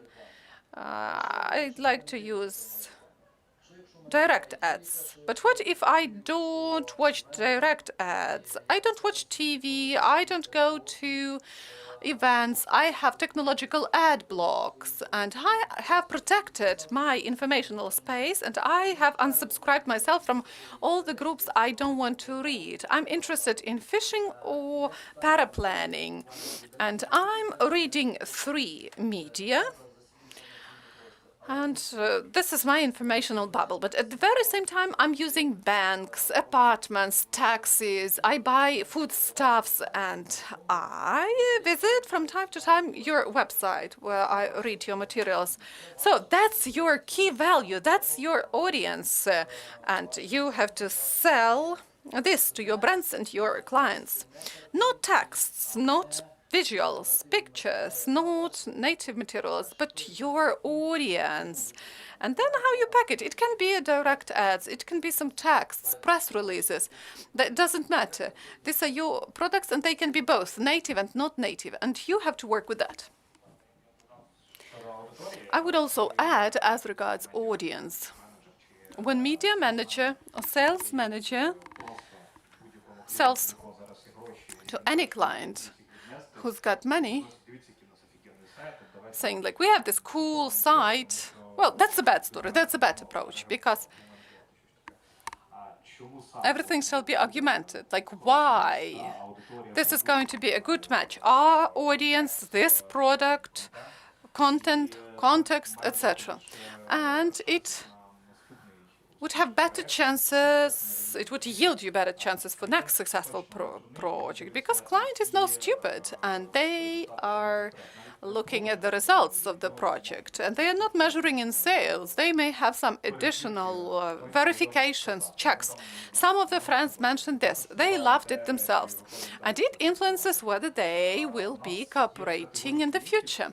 We have these categories of clients whom we don't promise to boost their sales, but there were these projects within which the duration of the project was half a year, and they had empty warehouses and storing premises in 3 months. The project was stopped, and after they've replenished it all, we were relaunching it. Oh, that's a fantastic case you've just mentioned. Yes, let me continue while I haven't lost it. Knowing your audience, knowing the needs of your audience. How to put it right? No, let me rephrase it.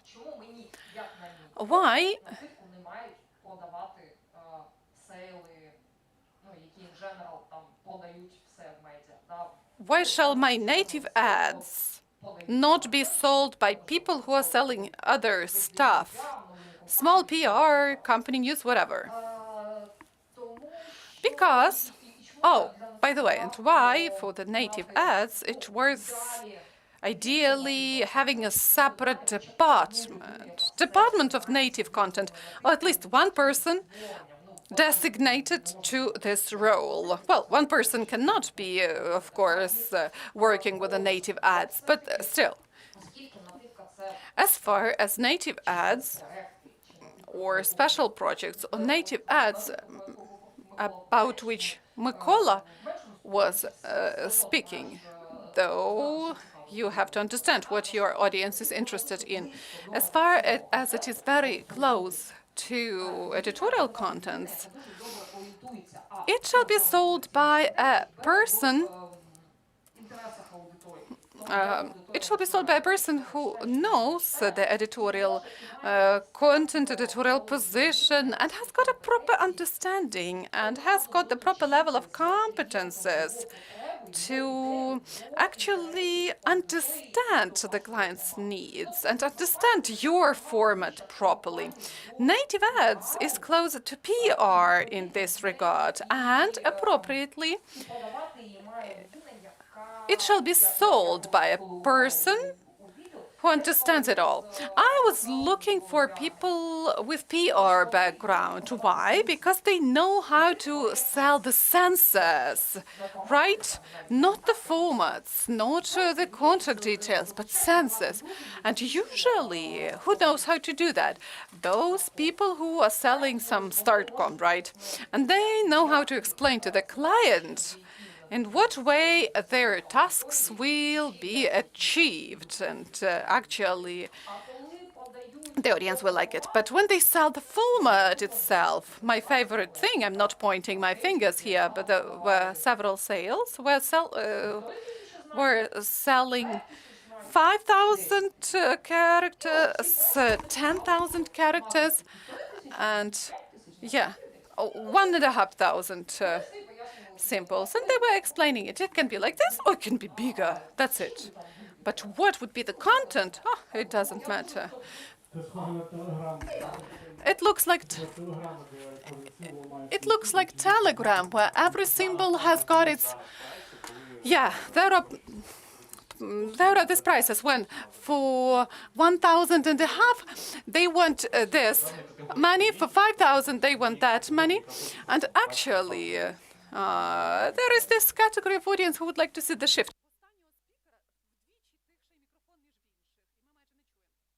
We don't have that much time. Let me just summarize, or maybe let us wrap up with this provocative question.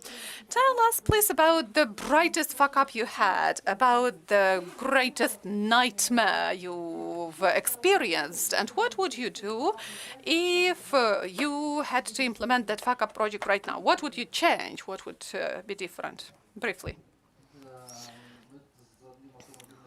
Well, we were working with one automobile brand, a very simple, super simple project. Against the background, some location, you take the picture of a car. We did it all. We were so glad. We posted it. We have a look, and statistic grows, I don't know, as if bots were there hunting us, thousands and thousands, and we don't understand what was happening. It appeared that we, as an editorial office, as media, as brand representatives, we haven't noticed that the car was parked on a loan. And, we thought we would be like remaking the loan or compensating to the budget of the city. Somehow we were like in a fog. We did not understand what we were doing, right? That it was parked on a loan. It was not eco-friendly thing. And we said, like, it was our mistake, sorry. And we redid it all. But I recommend you in the future to take proper account of number of men and women in the project to achieve all the balances which are out there, because this is something which is tracked down today. The screens are made and disseminated, but the traffic was going up because there were these shameful publics like, have a look, they want cars to be parked on the lawns, etc. So I cannot think back about such serious fuck-ups as Mykola just mentioned, but quite often there are these cases when we launch like Coca-Cola project, and due to some technical problems, we have Pepsi ads within the same project.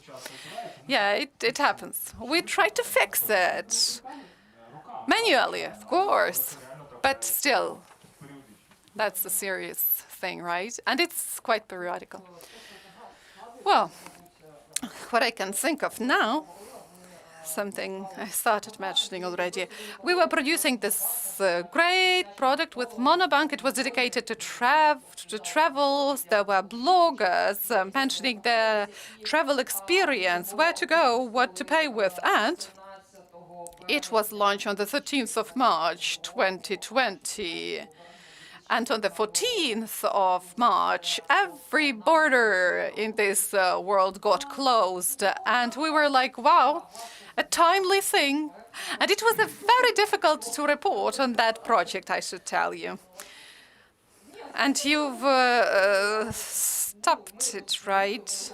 Yeah, of course, of course.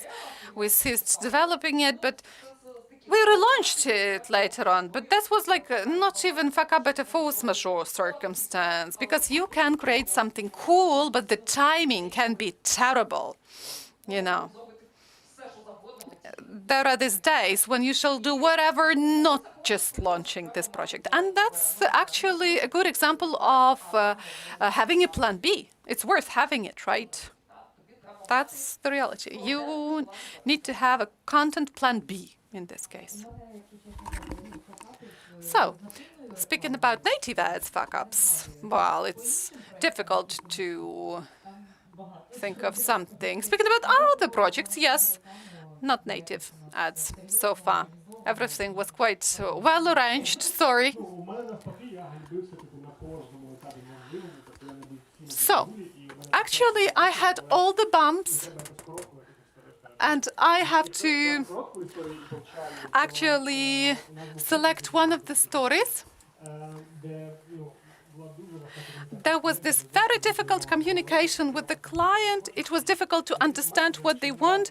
And at a certain moment in time, the longer you communicate with the client, and you understand you're not earning anything on it, just spoiling your nerves. And we were so tired that we were saying like, okay, and we have something like 2 days before the launch of the project. It was all well advertised already, and the client says, well, we believe everything's cool, but we need to have some stop motion video here. And we said, yeah, okay, let's do that as well. And you incurred great losses, right? Yeah. So I understand that we don't have time for that, but I would like us to talk not just about bad examples, but also about good examples. But bad ones make us learn as well. So there was this clause in the contract that I reserve the right to say no. Because that's not just media reputation, that's my personal reputation as well, and I value my personal reputation. It costs a lot. Nevertheless, there were several projects after which I wanted to say, like, we did it, oh my God, thanks God, let us forget about that and never bring that up. So, these projects had one general trouble they were associated with. We failed to agree with the client at the very beginning what we have to see as the outcome of all our efforts, and maybe that was the hugest mistake you have to avoid. Well, that's cool if you see that the client is like, wow, understanding you from half of your word, and you have this great match, goals-wise, etc. And you are inspired by these clients. But usually these big clients, they give 150,000 hryvnias for something major. But sometimes you meant one, the client meant the other thing. For them, this means sales. For you, it means your reputation. They wanted their corporate style, and you wanted it to look quite neutral. And actually, it will not change the style of how you present the material at your website. Yes, then it's painful, and usually you do not cooperate in the future. I'm thinking what the interpreters are doing with your bright words you're using. Yeah, but still, this plan, these references, everything you can agree upon at the very beginning of your common journey. And I just started writing. Like, I have the right to say no to this or that. Thank you so much, dear colleagues, for being this frank. And I advise to all our listeners why the speakers, are so mild after all these stories of the fuck-ups. Just approach them, talk to them, and have a great day. Thank you.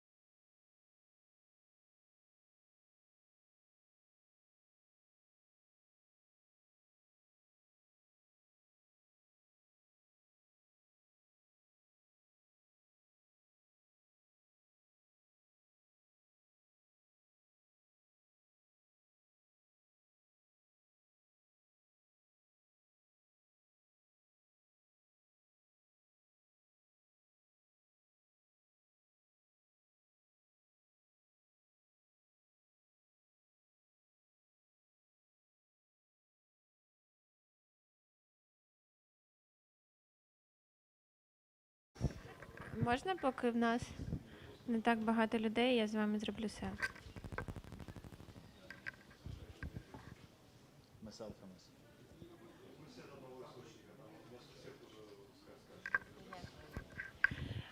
Народ,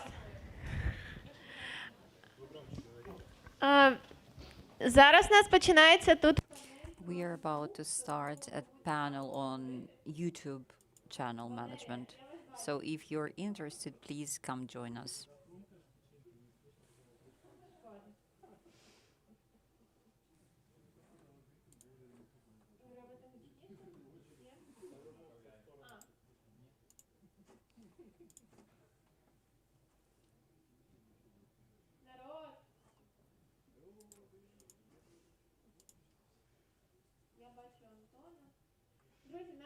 Okay, guys, we are going to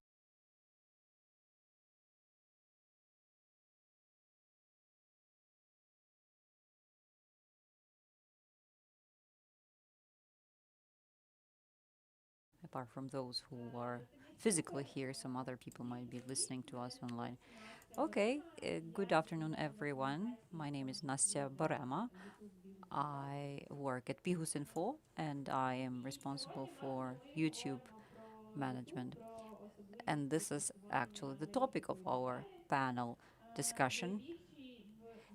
The second biggest social media is YouTube. Uh, Average Ukrainian spends 40 minutes a day on YouTube. Who do we have on the panel? Danilo Mokrik has his own Mok Rack channel. Saveli from X Genesis will tell us more about himself. Kirilo Yevseyev has over 100,000 subscribers. He is a certified YouTube blogger. And Andriy Dikhtarenko from Suspilne and the head of Realная Gazeta. Now, dear panelists, 2 minutes for each of you to introduce yourselves, and then we will start the discussion. So let me start. My YouTube channel was established in February 2020, and this was a platform for me to find some escape, some exile from my day job at Bihus Info. This was something for me to promote myself, of course, and actually I had some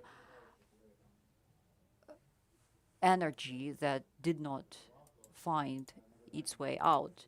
So I remember that this story was quite typical for my colleagues, author colleagues actually.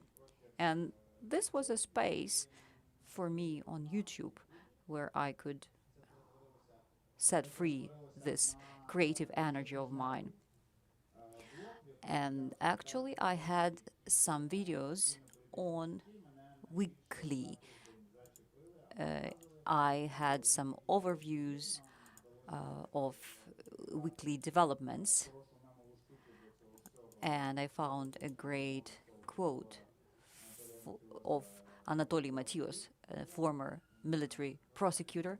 You can see this quote at the back of my T-shirt. Is it merchandise?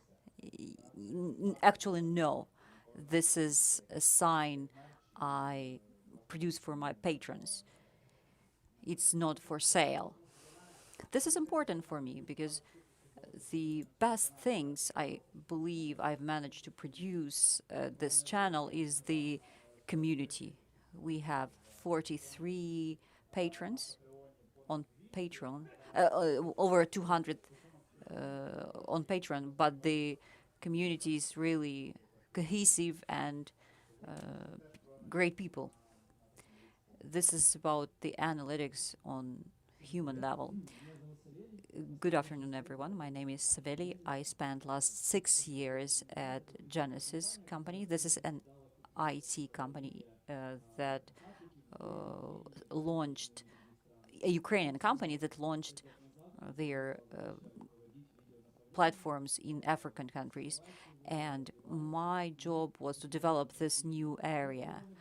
This is how we faced the necessity to develop our YouTube account. Other platforms were not satisfying us in terms of the coverage.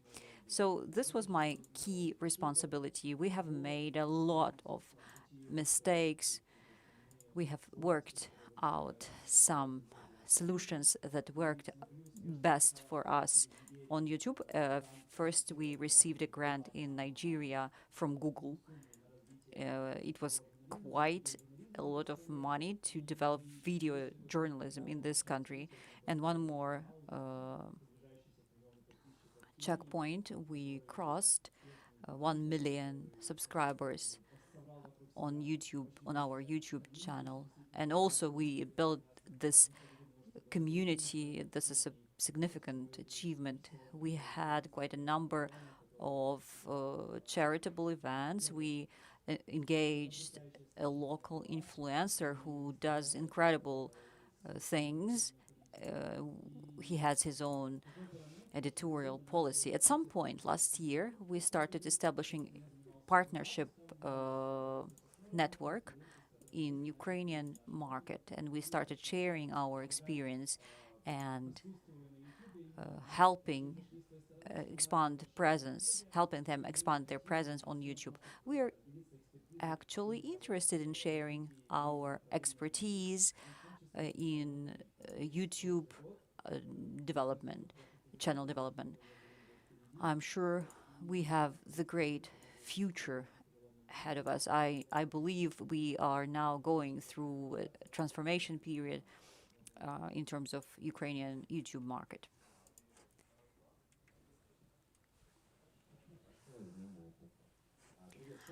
Good afternoon. My name is Kirill Yevseyev. I am a blogger. I am the author of the channel on the beginners on YouTube. I've worked on YouTube since 2015. I was one of the bloggers who started working with the politicians. I have extensive experience in journalism. Once I was introduced as in the journalist community as a specialist and expert in YouTube blogging. I got better contacts, and more people got interested in working with me. I can see more and more familiar faces here. We are going to talk about development of your channels today, if this is what brings you here. Let me give the floor to Andriy. Thank you. My name is Andriy Degtyarenko. I am a journalist with an extensive experience. I used to live in Luhansk city, and I owned a newspaper prior to the events of 2014, prior to the war. We were sure that we had and we would have a great future. But then suddenly the war started, and Luhansk was taken over by separatists, and we had no other choice but to leave the city. So we started thinking about survival. We got dispersed throughout the territory of Ukraine. We wanted to keep covering the events in the east of Ukraine. Like many other media, we kept maintaining our website. But gradually, the militants understood we were doing some harm, inflicting some harm to them, and they blocked our site on their territory. But our skills were still with us. We had some cameramen in non-government controlled territories. So actually, we transformed into a media outlet that became a supplier of content, including video content from the non-government controlled territories. This is how we earned money. I specialize in working with people from Donbass who produce video content there. We used to have a small show on the radio and then on 112 TV channel. After this channel was bought, we switched to the YouTube platform. Our audience started growing with our partnership with Radio Liberty. I have some content which I'm proud of. I had millions of views of some of my content on YouTube. I am an editor in chief of our YouTube content. We have great projects, large projects there, which sometimes take up to 6 months. Thank you very much for your introductions. My first question would be about the changes YouTube has gone through in the past 18 months, and especially about, I'm interested to hear about the Ukrainian sector of YouTube. I know it's developing quite rapidly. Who could comment on that? Who would be like, who would like to be the first? Let me do that. About the pandemic, what did I feel recently? I see more and more people who started launching their channels on YouTube. They were trying to put it off, and then over and over again, suddenly they understood it's high time. Now, I compare YouTube with business. You know how many companies and startups die within a year, within the first year, about 70%. The same is true for YouTube channels. 70% of new YouTube channels shut down within a year. This is a typical trend which can be seen on Ukrainian YouTube. Now competition is quite fierce and the quality requirements are very high. In the past, we used to see some average channels and there were a lot of views on those channels. Now the situation is different. You wouldn't have many views on bad channels. If we speak about advertisement, in the past 18 months, the price on commercial videos has risen, has been raised three times. Can I add something? Yes, sure. I keep thinking about content for YouTube. I do not focus on promotion, but rather on the quality of the content. During the pandemic, our work has become easier because our audience was growing. We saw more engagement, higher level of engagement, both in government control and non-government controlled territories. People tend to watch YouTube videos and comment there. During the pandemic, we had quite a lot of video stories made about COVID. We wanted to show how people go through these difficult times in both mainland Ukraine and non-government controlled territory. We also were showing how these people were crossing the demarcation line, checkpoints. YouTube was limiting and banning some stories of this type. And this, of course, made our job more difficult. So I have some controversial attitude to what has been happening recently. On the one hand, the audience has grown and has become more active. On the other hand, YouTube is using their algorithms that are restricting and limiting you in terms of producing some type of content more and more. I would add to what you have said. Last year, YouTube had some additional restrictions because they were working on their policy for the pandemic related content. We felt some pessimism in their algorithms. And then they decided the monetization of this topic is relevant, is necessary, but there should be some guidelines, stricter ones. The same was true for vaccination related topics. We have to remember that any platform, any social media consists of people, and this is a bureaucratic mechanism which takes some time to make some decisions.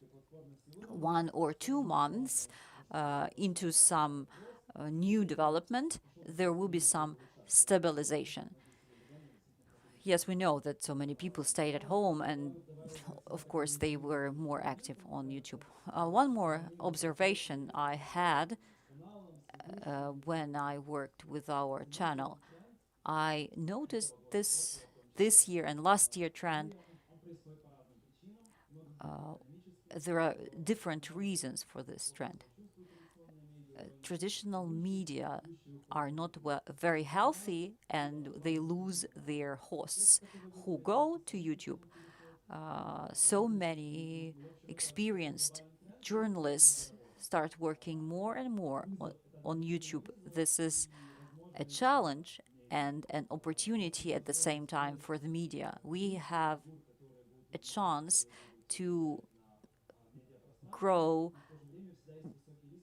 familiar, recognizable figures in your media, in your channel, but then you are taking risks to lose them once they are recognizable enough. Let me say a couple words here.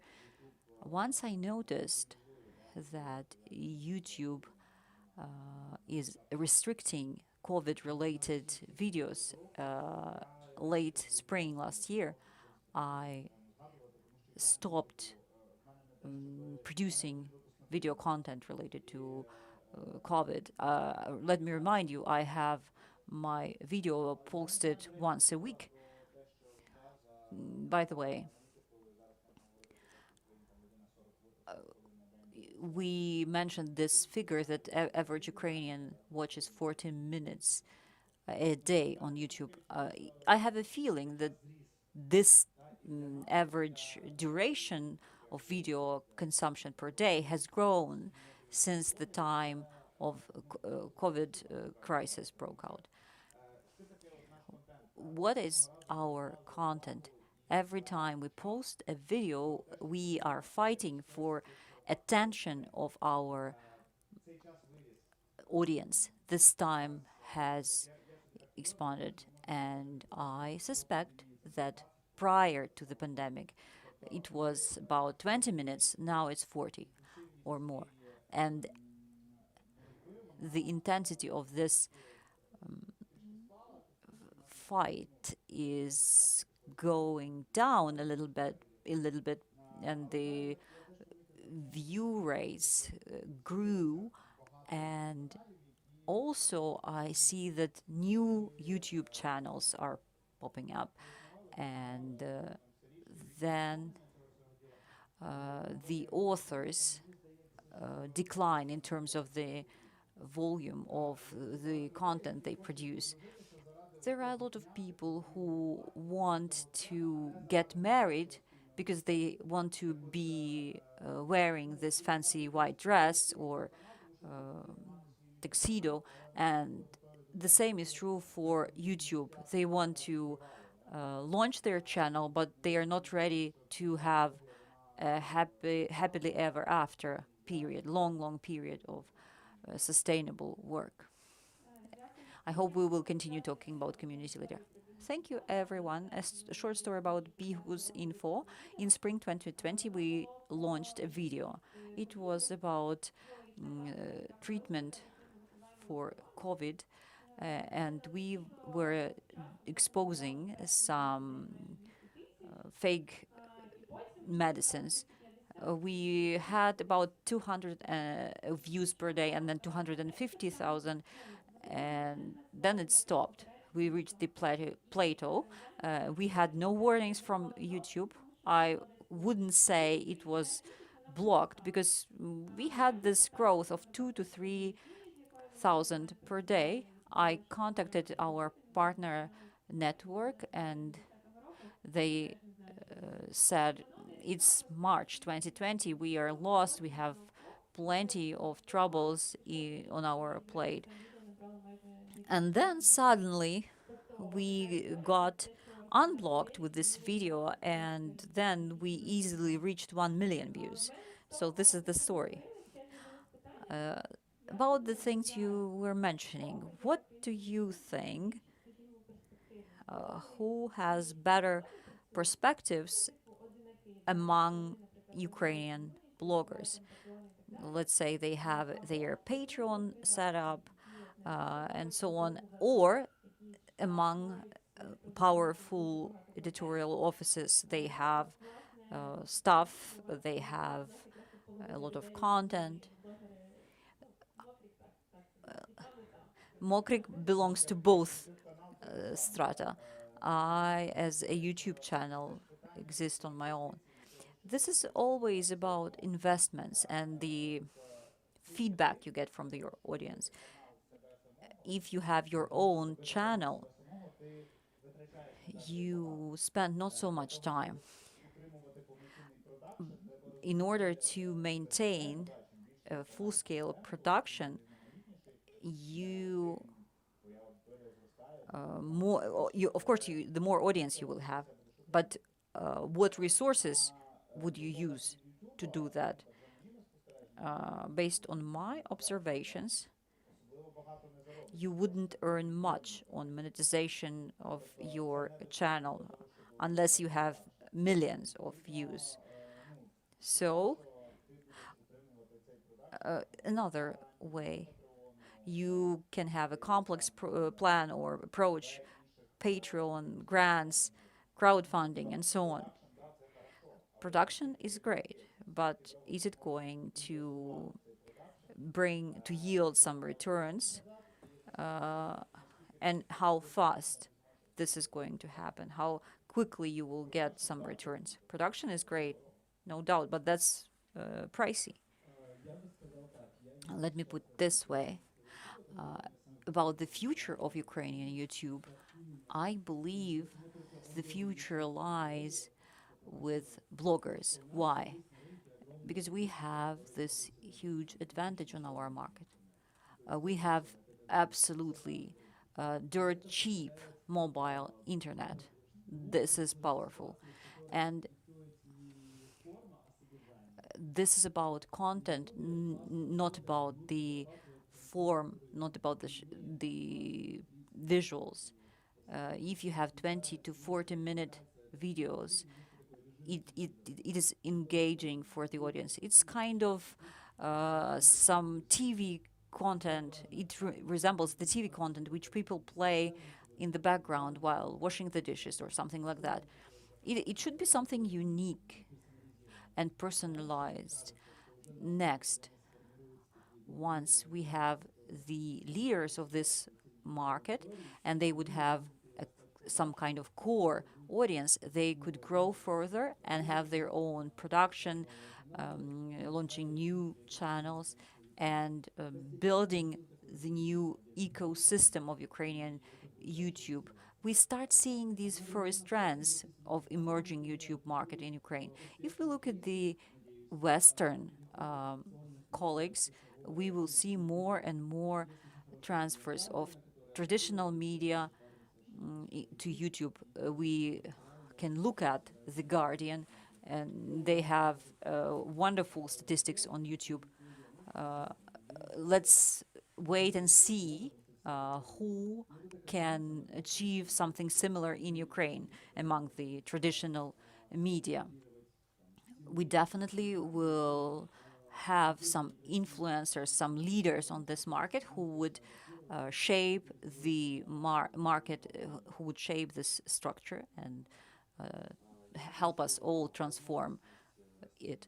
I believe both newsrooms and bloggers have some positive prospects. One blogger can easier can do it with less resources. I mean, how they build productions.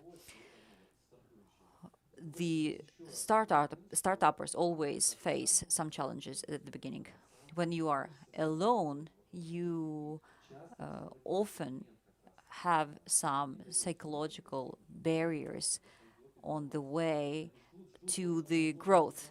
You are waiting and waiting and waiting, and they get impatient and they leave it.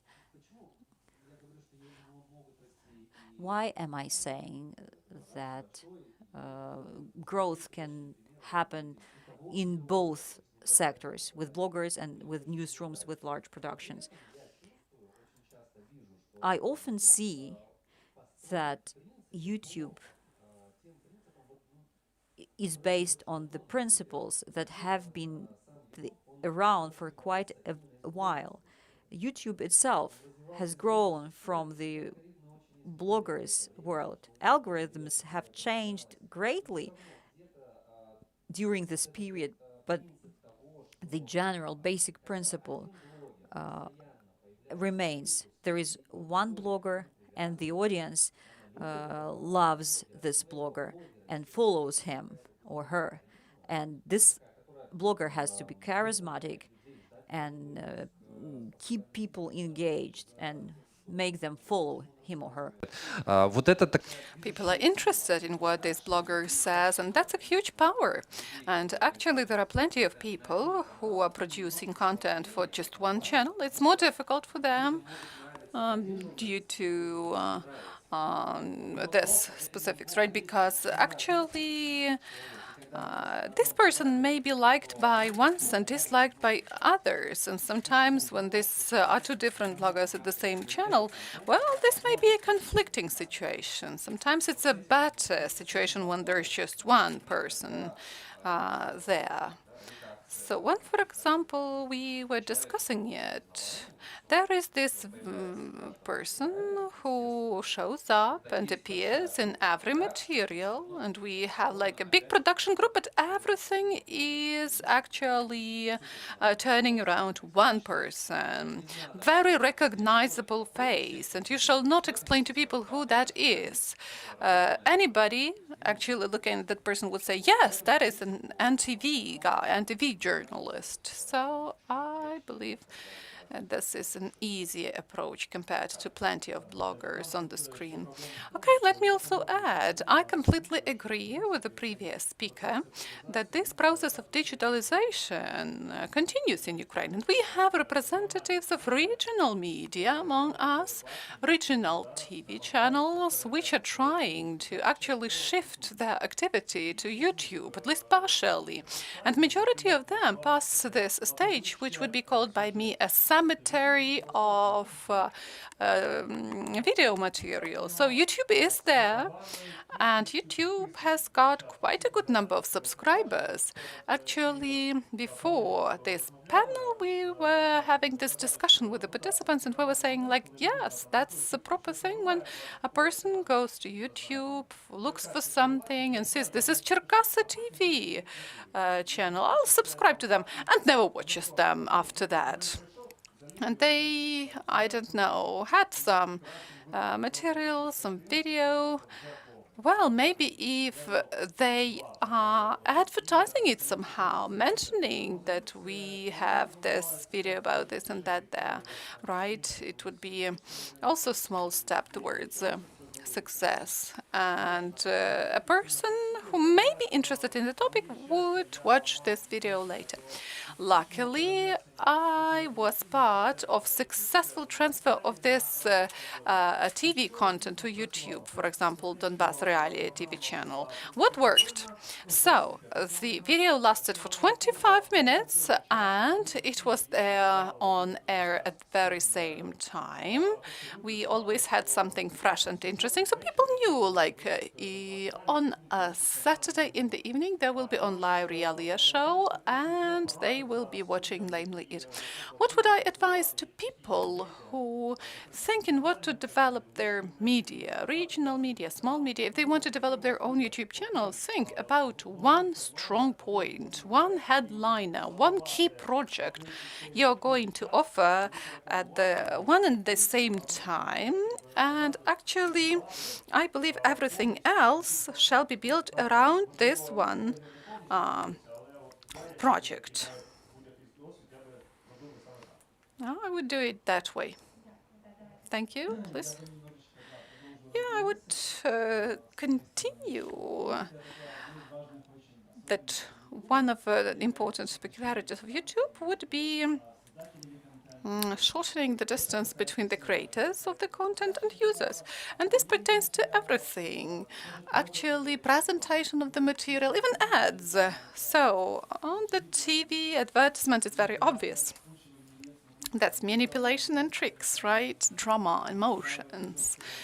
That's like very obvious. What's good with YouTube? You need to have trustful relations. You need to explain to viewers why we have this advertisement. I'm not tricking you. I have this because of this. Let us have an agreement. This is a very democratic approach, and I really like it because creators of content, they become just regular human beings who report to their viewers and who need to actually be responsible for their actions, words, behavior, for the advertisement agencies present within their content, and it will make all the environment, YouTube environment, healthier. Let me add, well, it makes even traditional media space more healthy because we already see these tendencies there as well. We are like descending. This anchor of a TV show, moderator, are becoming more human, so to say, right? We have the same on the TV. We are abandoning this practice to making TV anchors some mentors, some gods. I'm not afraid of this word, right? So we see this trend on the television as well. Thank you so much. I can, by the way, share another story when you get closer with the audience. A few weeks ago, we'd had a very interesting case at Bigus Info. We were thinking in what way actually, and by the way, we are launching advertising this a week. We are going to have an appropriate integration, and we wanted to collect more information about audience because advertisers are asking not just about gender, age, city, but level of income, for example. And they were saying, well, ask some question to actually understand what's the level of income of the audience for us to understand. And we were sitting and thinking in what way to formulate that question. And we at first started thinking, maybe asking what kind of car have you got, what kind of phone? And then I was like, let us just ask them directly, like people. We are inexperienced in this and we need your help. We've created this questionnaire, Google form, 7 or 8 questions, and there was even this indecent question, how much you earn per month. But if you fill in this questionnaire, you will significantly help us. We want to move in this very direction. We want to be independent. And the next day, when I opened up, I was shocked. Now, 7,000 answers we have. Can you just imagine that? Does it happen that you have a desire to fill in some Google form, even more saying how much you earn? Yeah. Well, and it was mentioned that we will give out 3 T-shirts, and I was offering Denis, like, tell people about these T-shirts, and he failed to mention that. He was like, no, let us ask these questions, let us get the answers, and only then we will distribute these T-shirts. I was really pleasantly shocked when you were just giving them this simple, understandable message, and they become really frank with you. So I have a question as follows. As regards what misandry was mentioned, if we're speaking about regional media, what I often see, they use YouTube as a cemetery of unnecessary videos. So what would you advise to do next in the future, right? If you're not successful, do you have to resuscitate the very same channel or restart it from the scratch? Well, we were discussing it with the audience before. I have 2 answers, and I'm not sure whether any of them is correct. We were saying, speaking about regional media, YouTube is dead, but it has plenty of subscribers. So, regardless of the fact that these subscriptions are dead, they will still be dead if you retailer your YouTube channel, but you still can sell these subscribers to donors. For example, you can say, I have this cool channel, I've got this number of subscribers, and I have top content which, I don't know, gives an answer to the current trends of education, etc. You shall not be refusing from these or neglecting the idea to do something with that, right? Maybe I sound cynical, but I'm more than sure that our experts are going to say now, like, sorry guys, but it's better to create a new project and a new YouTube channel and start promoting it from the scratch. So what was my answer to myself? I also had a dead YouTube channel, and in one point in time, I understood it was worth trying to start it all from the scratch. Well, if I had not 20,000 but 120,000 subscribers, I would act differently, though. That's my answer. Yeah, I would give another piece of advice here. So, it would be as follows. Our situations differ, and cemeteries of ours differ, right? Sometimes it's 50 videos a day, sometimes it's 5 videos a day, or maybe this would be just some news, some TV shows no one's watching. So, to cut a long story short, a key opinion, a key message here would be, imagine yourself to be a viewer. That's difficult. So have a look at your content from the viewpoint of a viewer.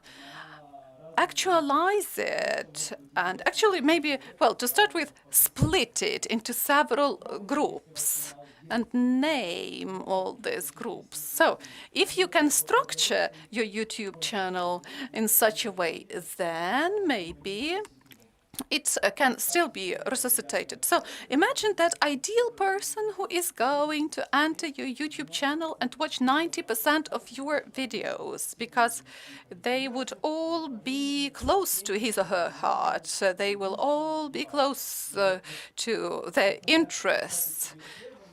Just do so, and then you have a chance to improve the work with the material you already have. And then it all depends on your plans for the future. You can develop some new YouTube channel or actually bring back to life the old ones. But you know, this user experience shall be something you are basing on. Okay, let me add another thing. There are various options. You can still stick to the previous one or launch new ones. So, well, for example, we are coming to a donor or advertiser, and we show at least something, that we have this channel for several years, that we are regularly presenting some new content. This is an element of the trust already. They trust you a bit more. That's being the case, right? But yeah, they may dig deeper and see that no one's watching that videos. Well, it's not worth neglecting it. If we're speaking about media, media has got this need in these service type channels. Like, we have all the videos, we don't know what to do with them, so they will be here. But if that's some high quality, nice project and you feel that your viewers are ready to be looking forward to every new video of yours, then it's worth creating a brand new channel. And then you can actually borrow something from that old channel or switch people from that old one to the new one. That's also possible. You can even shoot a new video like we've got this new large-scale project. Please subscribe to this channel now, like one of the methods. So I would not be putting a cross on it, right? It's not worth deleting it at all. So it may be used for some other goals later on. But yeah, if that's a new full-fledged, full-scale project, a new one would be a better option. So, if to speak about TV channels, which have got their own YouTube channels, that's the other story. Well, I, as a user, as a viewer, I expect everything that was on air of that channel can be found on their YouTube. But you can find on the playlists, right? Yeah, but I'm saying that, in principle, that's an expectation of a user, right? Like an archives of everything which was on air. I, as a journalist, I'm looking for some videos, for some materials which were on air, and if I see that YouTube lacks some of these videos, it looks suspicious to me. Yeah, I'm telling you as a viewer now. And that's even the other story compared to YouTube production or YouTube bloggers. Yeah, that's like the other tier here. Do I get it right if we are speaking about some new project of some headliner for a TV channel? So it's better to have one archived YouTube channel, yeah, and to start a new one, not to resuscitate the previous one. Well, the problem is, if you have this video cemetery on one channel, and all of a sudden you launch this great new project with all the celebrities, and it all looks nice, and you upload it to the cemetery, well, the results are going to be dire, are going to be bad. People will be disappointed, right? So, maybe one or two videos would be brilliant, but they will get lost among all those other videos. And actually, the statistics would be bad because you would still have plenty of dead videos. So, yeah, the statistics would be bad, and you won't be able to actually show it to anyone. Yeah, and we've proceeded to my favorite topic. What shall we pay attention to when we are dealing with analytics? And what indicators influence most promotion of the video? I'll be the last one to answer. Okay, yeah, I'll listen to what the wise people say. So there are some general things everybody know about. Well, okay, maybe we have people here who do not deal with YouTube. Well, the major goal of YouTube would be for a person to actually come to that channel and stay there, watch all the ads, etc. That's an ideal situation, right? Because YouTube offers you this next and the next video, and then they watch all these videos and watch the ads in between those. So that's like an ideal scenario, best case scenario. And the task of YouTube would be not to lose the viewer, for them to stay as long as possible. And you know this indicator, like how many minutes a person stayed at one YouTube channel. Then behavior of this viewer, whether the person is liking anything or writing comments. And at the very same time, there are plenty of people who never click anything on YouTube, never. They don't press like, they don't share, they don't write comments. So, still, this length indicator or length of stay indicator is unique. And YouTube has got a unique algorithm which actually tries to think of videos which would be best fitting this specific person. YouTube is like guessing that you are interested in this, and then YouTube is offering you this analytics, how often people are clicking some video as YouTube what offers you this video. But it's all very tricky because it all depends how often YouTube is offering this video. So it's not really relevant to assess this indicator.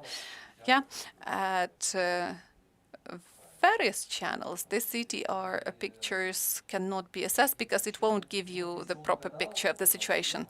Well, if YouTube picks the topic correctly, and if people are really active, then it would mean that that video is really great. People are sharing it, huge traffic, and if channel in general has got a lot of these videos, that's success. But if we have a peak activity as regards one video and other videos are dead, then, it's not that nice. But every failed video will be bringing you down. It's the problem for you. I would say yes. Speaking about CTR, that's interesting. Speaking about the headline, this picture of the preview, what's the probability of a person liking this CTR picture? It's necessary to monitor all the figures and actually having a finger on a pulse, right? And still, this is a good benchmark to understand in what way to develop, in what way to plan the future, whether your previews became better or worse, etc. And there are a few ways to track it, to model it, and it's important actually that you watch live traffic. And you can use it to understand whether CTR is sufficient, whether people are clicking within the first, the second hour after uploading this video. And you can experiment with this. If you'd like to actually conduct some A/B tests on working with headlines, you can do that. You see that people are not really buying it, and you work in dynamics. You can actually still introduce some changes into the headline, etc. This is something you have to do to make your channel better and to make your channel competitive. And there's another tricky thing. If that's a small channel, there are not many views, these figures may not be relevant at all. You see the figures and they don't tell you a story. If that's a big channel, plenty of views, you can compare between videos, then you can have the general bird's view picture, right? Like, wow, I had a video and I have 20 views, 10% of CTR. Well, it won't be a good indicator, right? And this is not a real click-through ratio here. So I would also add, speaking about these views, I would pay attention to the fact that it doesn't matter how many minutes, because you shall take into account for how long the video lasts, right? Maybe that's a 5 minutes video, but if people are watching a longer video for 12 minutes, that's already a success. And if you have a channel which has got 5 minutes videos, well, you shall have a look at the percentage, not the minutes, right? And that's actually a good way to understand where the audience is interested, where it's not, what went wrong, where you've lost the audience, and you try to understand in what way to improve the interaction between, I don't know, the reporter with all those who were, I don't know, interviewed or participated in a TV show. Maybe you need to split one video into several smaller videos. Right, you have to analyze it all and try and err. Well, but still we are switching from figures to working with a specific audience. Yeah, I track all this down as well, this click-through ratio or CTR and this percentages shares. And it seems to me that one of the best things I've done within this time would be Telegram chat of Patreon. This would be people who, on a daily basis, like dozens of people, who discuss something on a daily basis, including video which are there on the channel, but not only. And this gives me actually an opportunity to understand what things are important for them, clear and understandable to them, and what things are not very relevant. So one of the things I did and what kind of corrections I introduced in content based on this chat. So I reduced the threshold of accessibility of what I'm talking about. I mean, things which seemed obvious to me were not obvious to the readers and viewers. Well, I was thinking like this. If a person is watching social and political blog, it means they are interested in this topic. They are following this topic. No way. That's not always the case. There are plenty of things which are understandable and simple to me, but people don't understand them, and you have to explain them from the scratch. Well, what about analytics? Yeah, that's analytics as well. We were saying that what matters? How many minutes people watched video? And then, if they all stopped watching at minute 5, then I learned my lesson there. I tried to understand why that happened, and I shall tell you that my story looks quite positive. Usually, I'm losing audience when I start saying, thank you so much, subscribe to my channel, thank you, all the donors, and you can get a t-shirt as a present, etc. Yeah, before that, people are more or less watching. I'm not telling you there's an even line, but up to this moment, no peaks and downfalls noted. And CTR, click-through ratio, is important as well. I've got some actually general approach to the visuals. I actually understand which visuals are better and which are attracting attention, but I use the same approach. I like actually, seeing that this very visual was great. It was liked. No one stopped watching here. And I believe what's also important, I try to communicate with my audience in the comments. Yes, even the YouTube channel. Yeah, it's not possible to answer every comment, but whenever you have anything to say, just say it. And as far as I know, it positively influences the popularity of YouTube channel and promotion of it. Yeah, that's really important for me to track down the dynamics of the video watching by people. So, yeah, let me quickly add another thing.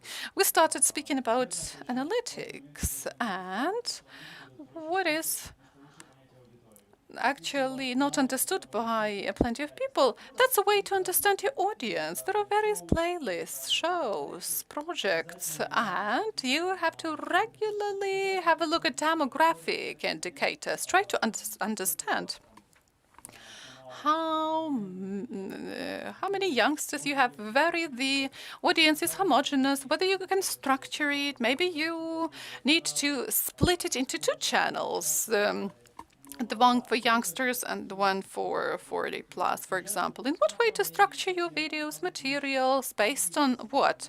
Topics, anchors, reporters, etc. Yes, but again, we are saying that analytics is a way to understand who your audience is. But I was mentioning this Telegram messenger channels because without a direct contact with your audience, you cannot properly understand them. Well, dictatorship of tech is the main theme of MezhyhiryaFest this year. Technology is something used by people, and you shall not be sitting and thinking in some abstract manner, like maybe I have drop in views because of this, and how come this visual was not liked by people? That's one thing. But when you actively communicate with these people, that's a completely other thing. And it has to go in parallel, I believe, both. Thank you. So let us speak about figures. Now, what click-through ratio would be great? Well, I know that at first we have this peak. We decided at Bigos.info to have a look at 24 hours period and have this average indicator. So, what would be the average CTR which you would consider good, proper, and what CTR is good for the first 24 hours, for example? We were doing it several ways. We saw that the visual is not liked by people, and we were changing it, replacing it with some other one. So, speaking about the numbers in terms of a CTR,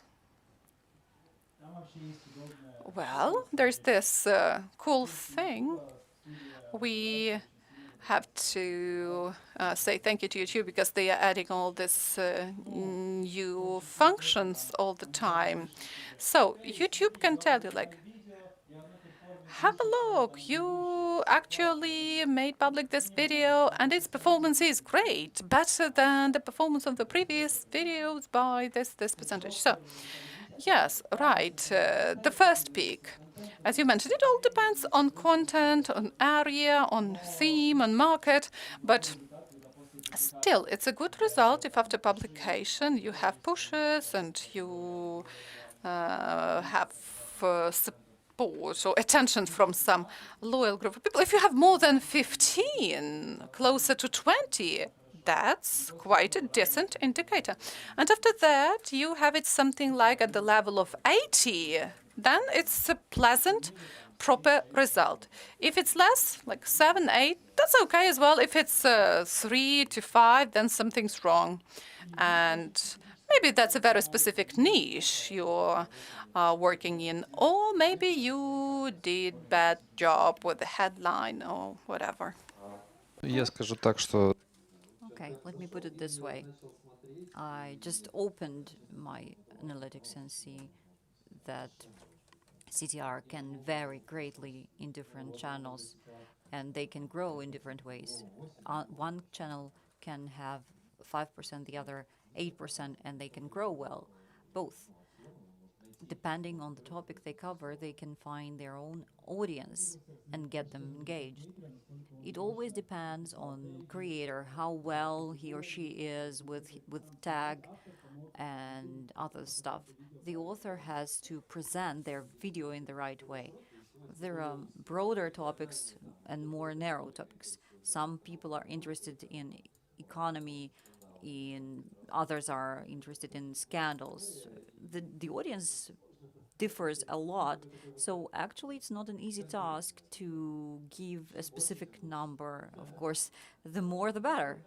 Yeah, clear. Let me tell you my benchmark. The bottom threshold. In the first day, if I have lower CTR than 12, it's wrong. If it's lower, below 6, it's very bad. Whenever I go above those thresholds, I think I'm doing fine. Okay, I see. Thank you. We've almost run up in terms of the time.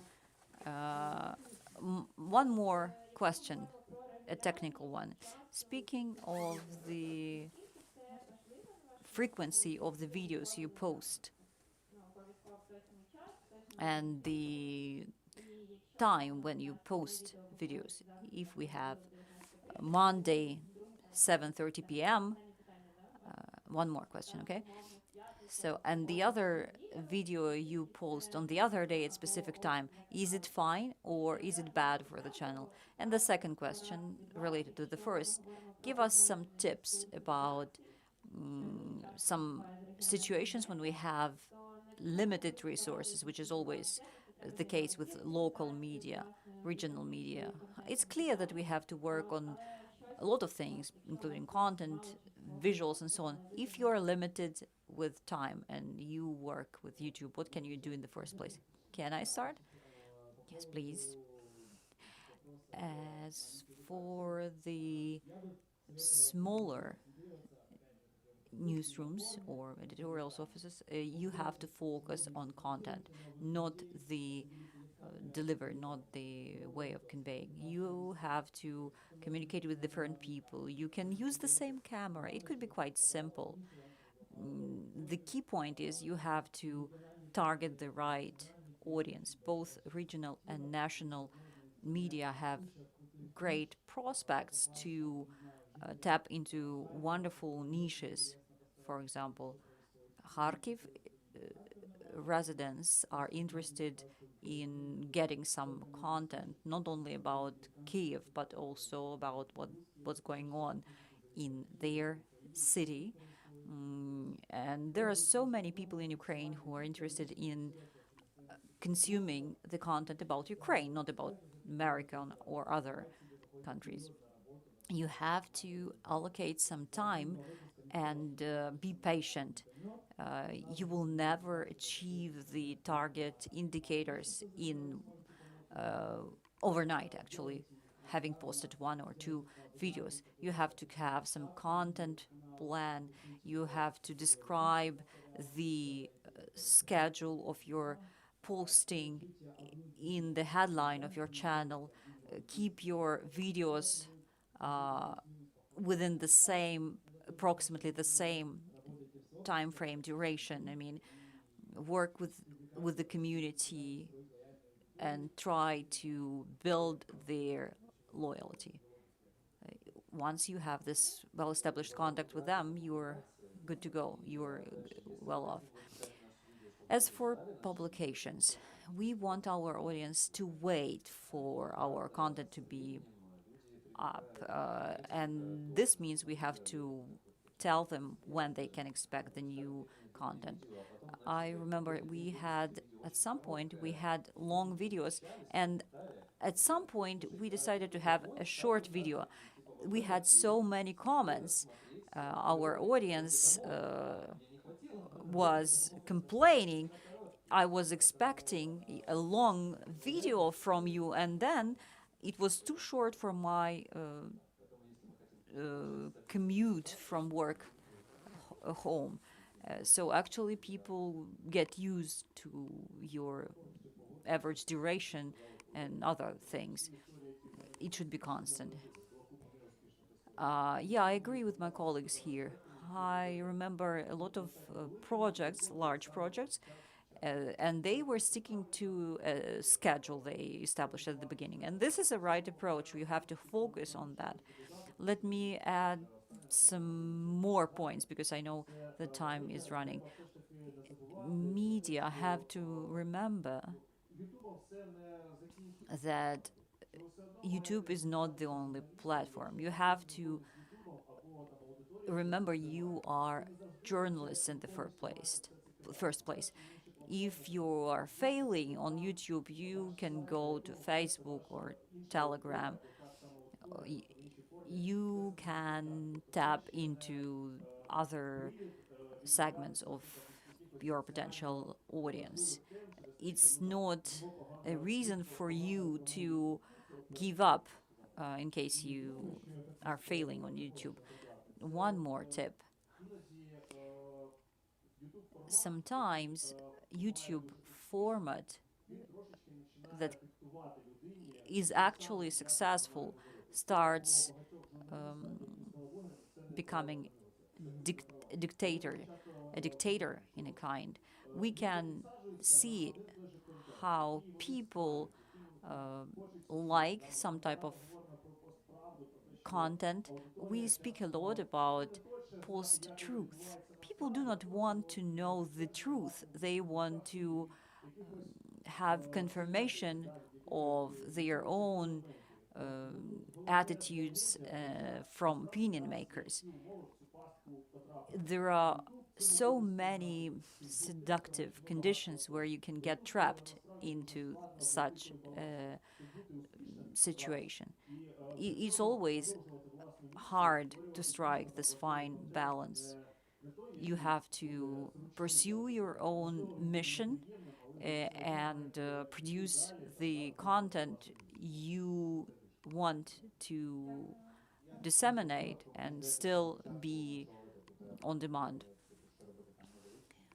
If we have a small office at the beginning, you have to be realistic about your resources. And you have to define what you are capable of in terms of frequency and duration. It's no use producing 3 videos this week and then to have nothing next week. Estimate what you're capable of in real context you live in. I I feel okay that I have my videos up only once a week. Let me be the last to comment. The more people go on YouTube, the more competition we have, the better, because it would attract more consumers of content, more advertising businesses, and in a couple of years we are going to have our market transformed so much. Let's wrap it up because I can see they are waiting for us to finish this panel. If you have any questions, we can network on the sidelines.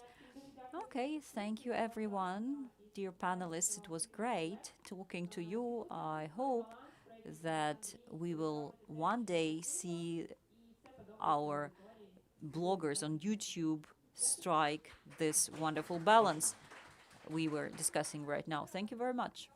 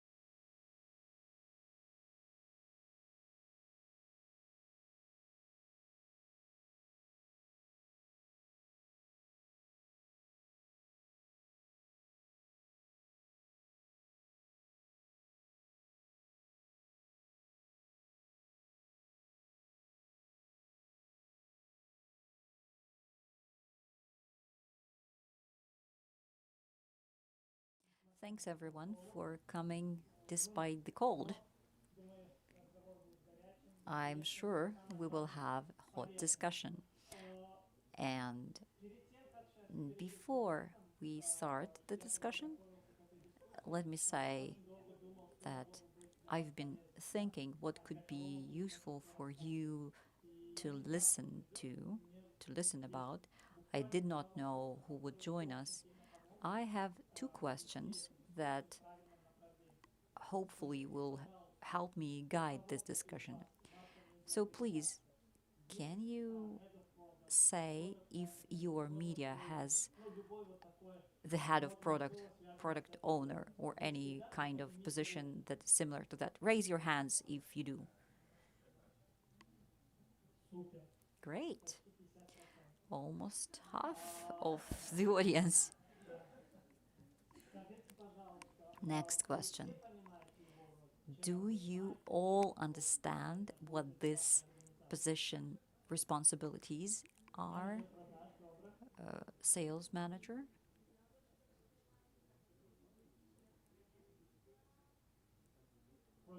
project manager. Great. Tatiana.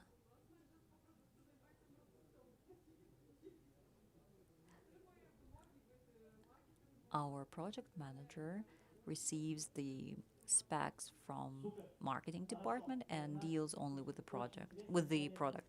So now I'm clear about the further way I need to lead the discussion. So the essence of this position would be discussed right now. Timur, Artem and Artem, please introduce yourselves. So it seems we have two Artems. Okay, right. It would be great if I were Artyom as well. So my name is Tim. I am now in startup, and I used to work at Genesis. Saveli worked with me before at Genesis. I do have some experience in media. Do I have to tell about myself? Yes. I have 6 news projects in different countries under my belt, and thanks to my good luck, my media managed to hit the first lines of the charts of media in each country we were working in the countries we were working, mostly in the African ones. I've never worked with sales though. Okay, right. I started with social media. Now I work with Hromadske. Now I'm a product manager. I deal with the development of the product and its promotion.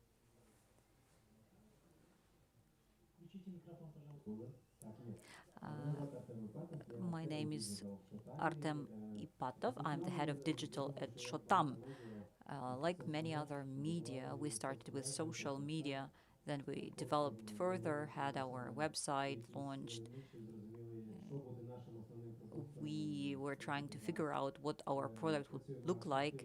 Now we are actively working on our membership.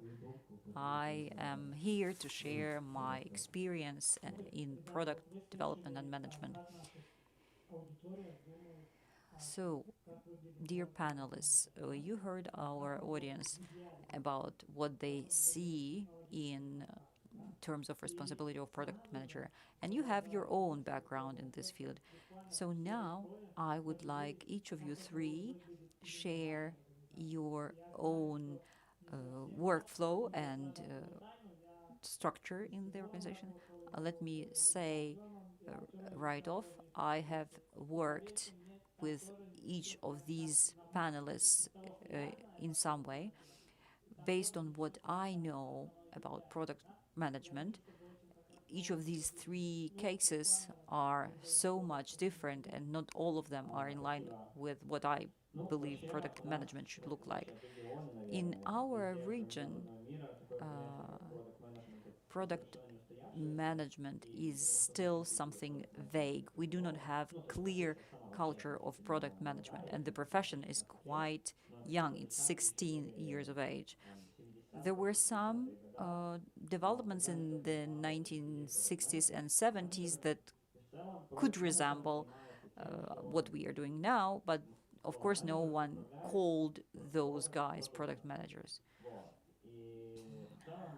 In general, we can look at the market and notice that product manager is doing whatever he or she is told to do up to sales. If everything goes well, a product manager could work as an office manager to make everyone else in the office comfortable. The key responsibility of product manager is keep an eye on efficiency of this business. And we know that media are business. We have to make sure our media outlet yields some measurable results. We have to earn money. If product manager is doing their work well, their media is going to be profitable and improve the key indicators. We just help our company earn money. I have a question. Have you succeeded in what you're doing? Have you multiplied your indicators 10 times? Our situation has been a bit different. We have worked actually at emerging markets. We had some negative indicators in terms of P&L, but in 18 months, we hit the break-even point, and then we had some profits. That could hardly be 3x3 indicator, but overall, this is what we have done. In media, product is not so complicated. We just need to make sure we have a good team. I would try to bring this closer to earth about my current position and my team. It's great that we can talk about money, but in our case, Hromadske, we have to talk about the structure. We have different departments, and each of them has their own requirements to the content. My role is to help each department to collect this data, to help them figure out those requirements and whatever is necessary to improve the indicators in marketing, audience development, and so on. I, as a product manager, am not helping my team to earn money, but rather to focus on other processes. We do not have huge team, no separate department of development, research. We outsource all these processes. I have this role of providing expertise about the product, our product. I'm just a liaison person between all those departments. I agree with Artem. We can look it up in classical textbooks, and we would see that product manager has this role to collect all the opinions of all the sectors and departments and try to reach some common ground, to make them reach some common ground. In general, we had the situation that Artem has just described. In the first place, we wanted to earn money because we understood that we, at certain point of our product development, we have a limited amount of money, so we were trying to find extra resources within our team? How can we find human resources or time to implement a certain idea? Product manager has to be aware of all the technologies, has to learn R&D of every day, and then you suddenly face something new, and you sometimes do not even have a slightest idea where to find some information about new developments. This requires time and resources. That's why a product manager is someone who usually has deeper concerns about further development of their company than anyone else. It's a style, it's a lifestyle. What is your product? Web, audience, and product. What about you? Membership and video content, of course. Okay. Again, I'm sorry. I have a question for the audience. Is it clear for you now who product manager is? Be honest, please. Is it clear now? No, still not. Are there any other people who still have clear understanding about product manager's role? Okay, guys, we are not doing great here. Let me say how I understand product manager's roles. Product manager is someone who is responsible for the vision at the very beginning. This is the vision that would help solve some problem. And the whole way they walk from there would be the samurai way. So they start with creation of a prototype, NDP budgeting, hiring people, figuring out tasks for these people, then tracking down of the outcomes and results. They manage designers, UX, UI, developers, analysts, well, business analysts, right? Then journalists, copywriters, and all the others. And you have to manage this project to be a full-fledged one. Then you test it using various marketing tools, A/B testing, customer development, etc., plenty of these.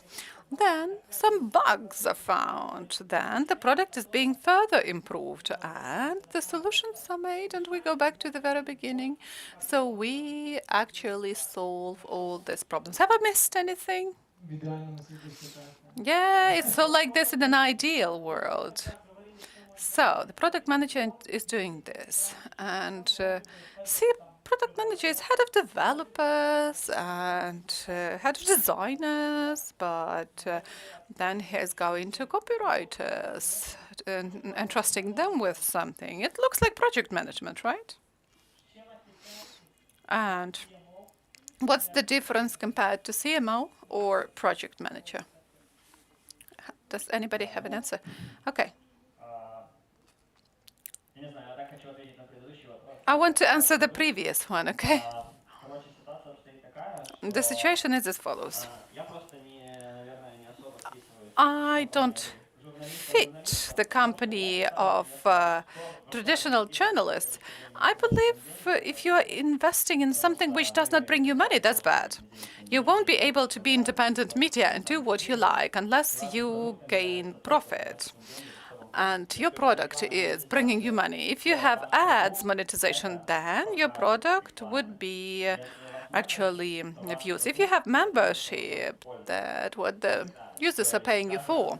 Every time when you try analyzing what your company is going to be, you have to understand what you are paid money for.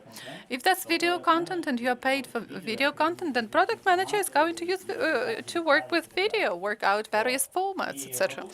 Because here we have a key difference of project manager and product manager.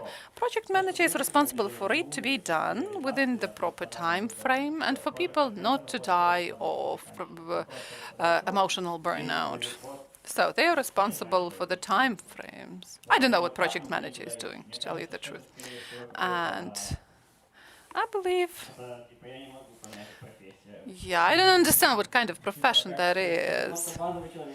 Like some basic human skill, right? Yeah. Timur, as far as we understand, half of this room does not understand what you do, what kind of person you are. Yeah, project manager is like a skill. You know, you have to produce some material in 3 months. You do that, you do your best, you're a project manager. And there is this person who's helping out everybody to achieve this goal.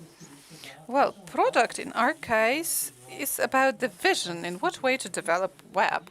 We have a team with plenty of journalists, editors, but it's difficult to imagine that in some point in time, some feed editor or whoever else saying, I see it like this, and I want it like this. Their task is to generate high-quality content, and the task of packaging and in what way we disseminate it, what we would use for that, what technological stack at web. No, they don't have to worry about this at all. And I believe that product manager is the person who saves them, who develops the vision in what way to develop this product. So I was looking for some simple explanation. I would put it like this. Project manager is a person who usually, well, within the company, implements the tasks, the tactical ones. For example, we have this task. Today we have to conduct an event. A person who's conducting an event is coordinating it all, is finding all the people, etc. They are project manager. But people who can find people who invest in this event, they would be product. Head of product managers, because they decided to earn money on that and they're achieving that. Usually, project manager is a person who can, at some specific time, being paid specific money, deliver a result. Product manager is a more strategic person, more strategic relations with a team. For 3, for 5 months, he lives faster than the rest of the team lives. He plans in what way to arrange the activities, whom he's going to involve, at what stage. Because product manager, actually, they have this helicopter view over the process, because usually the whole team knows that in half a year, in your media, in your team, there's going to be something new, and product manager arranges it all and actually prepares you for that. Thank you so much. Would you like to add? Yeah, I'd like to add a bit. I believe that product is a person who knows the most about requests of the audience. Then what's the difference from marketologists or CMM? I haven't met marketologists who know a lot about audience.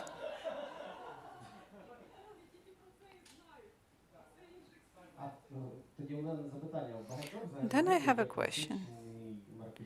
Does plenty of media have classical marketologists? A designated one, or that would be marketologist plus whom? Well,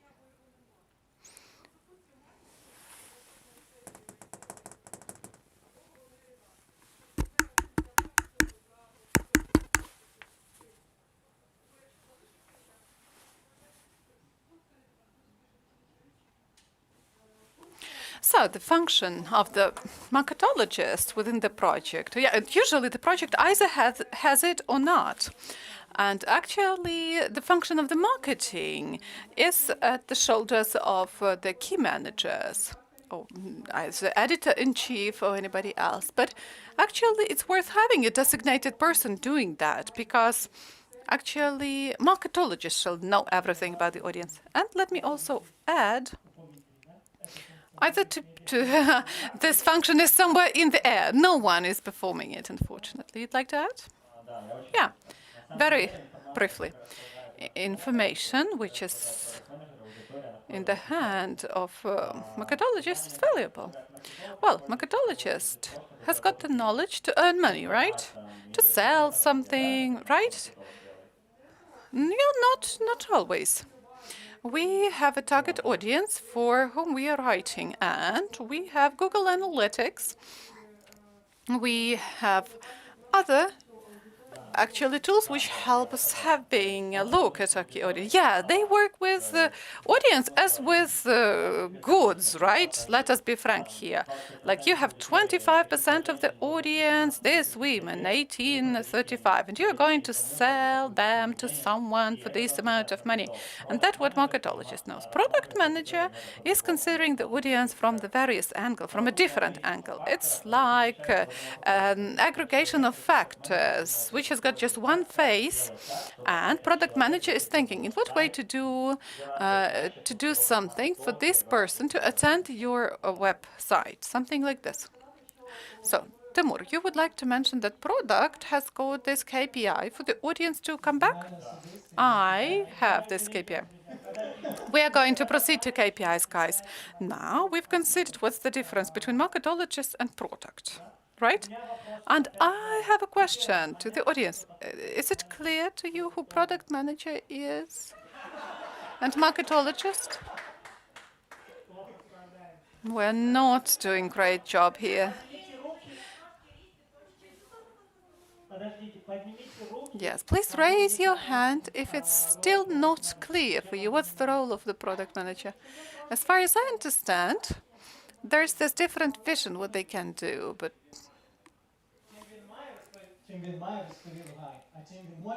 yeah, what everybody said what he might do. Well, I have this impression that product is implementing something envisioned by the marketologist. Marketologist says, what's the reality we need to create for our audience? And you implement it, kind of, no? Well, once again, okay. Timur, I have this granny, and I explain it like this. Imagine you're producing an iPhone. There's a marketologist in the team. He says, I believe that our users would need this device with these things, and we'll sell it like this. And there's product, he's saying, in our phone, yeah, marketologist, I've heard you, but in our phone, we're going to have these functions because of this and this, and you're going to sell it like this and this. Is it clear? Inaudible. Yes, because whoever's got the mic, the one has got power. Yeah. In our newsroom, when there are 10 people, then director and deputy and editors-in-chief and marketologists and product managers, well, it's all mixed up because you have to learn who your audience is, you have to understand what to do with the product, how to sell it, which is why it is all mixed up, because we are sometimes performing all these functions, just one person. Antonina, thank you for this feedback, and I know we are going to have the continuation of the discussion as follows, thanks to your comment. I'm going to go back to the point when I was saying marketologist. Yeah, Tim is right. This person knows how to deliver this finalized, finished product to the customer. It's about selling, right?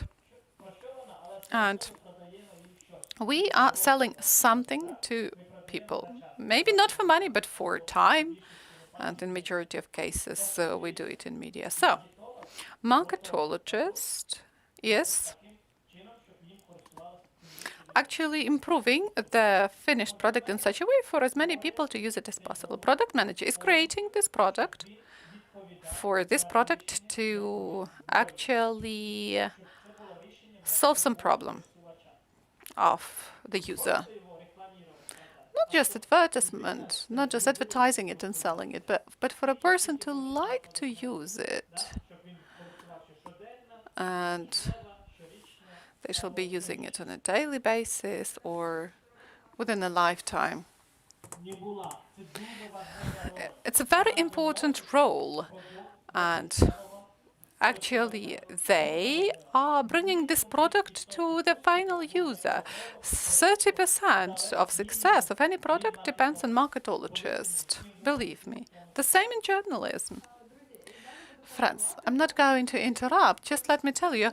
Yeah, sorry, I've interrupted. If you want to say anything, please use the mic because we have simultaneous interpretation. We have a very interesting discussion and we are losing very interesting ideas. So if moderator is not against it, no, I'm for it. Okay, is it clear now what product manager is? Sure? Okay. And you know what they shall do, right? That's cool. Franz, the last question in this block. Who is doing it all instead of product manager if you don't have one? May I give you a spoiler? That's the director, editor-in-chief, deputy editor-in-chief, or marketing unit people, right? Do you agree? Well, director and deputy director, in my case. Okay, that's great, that's great. What is the product approach?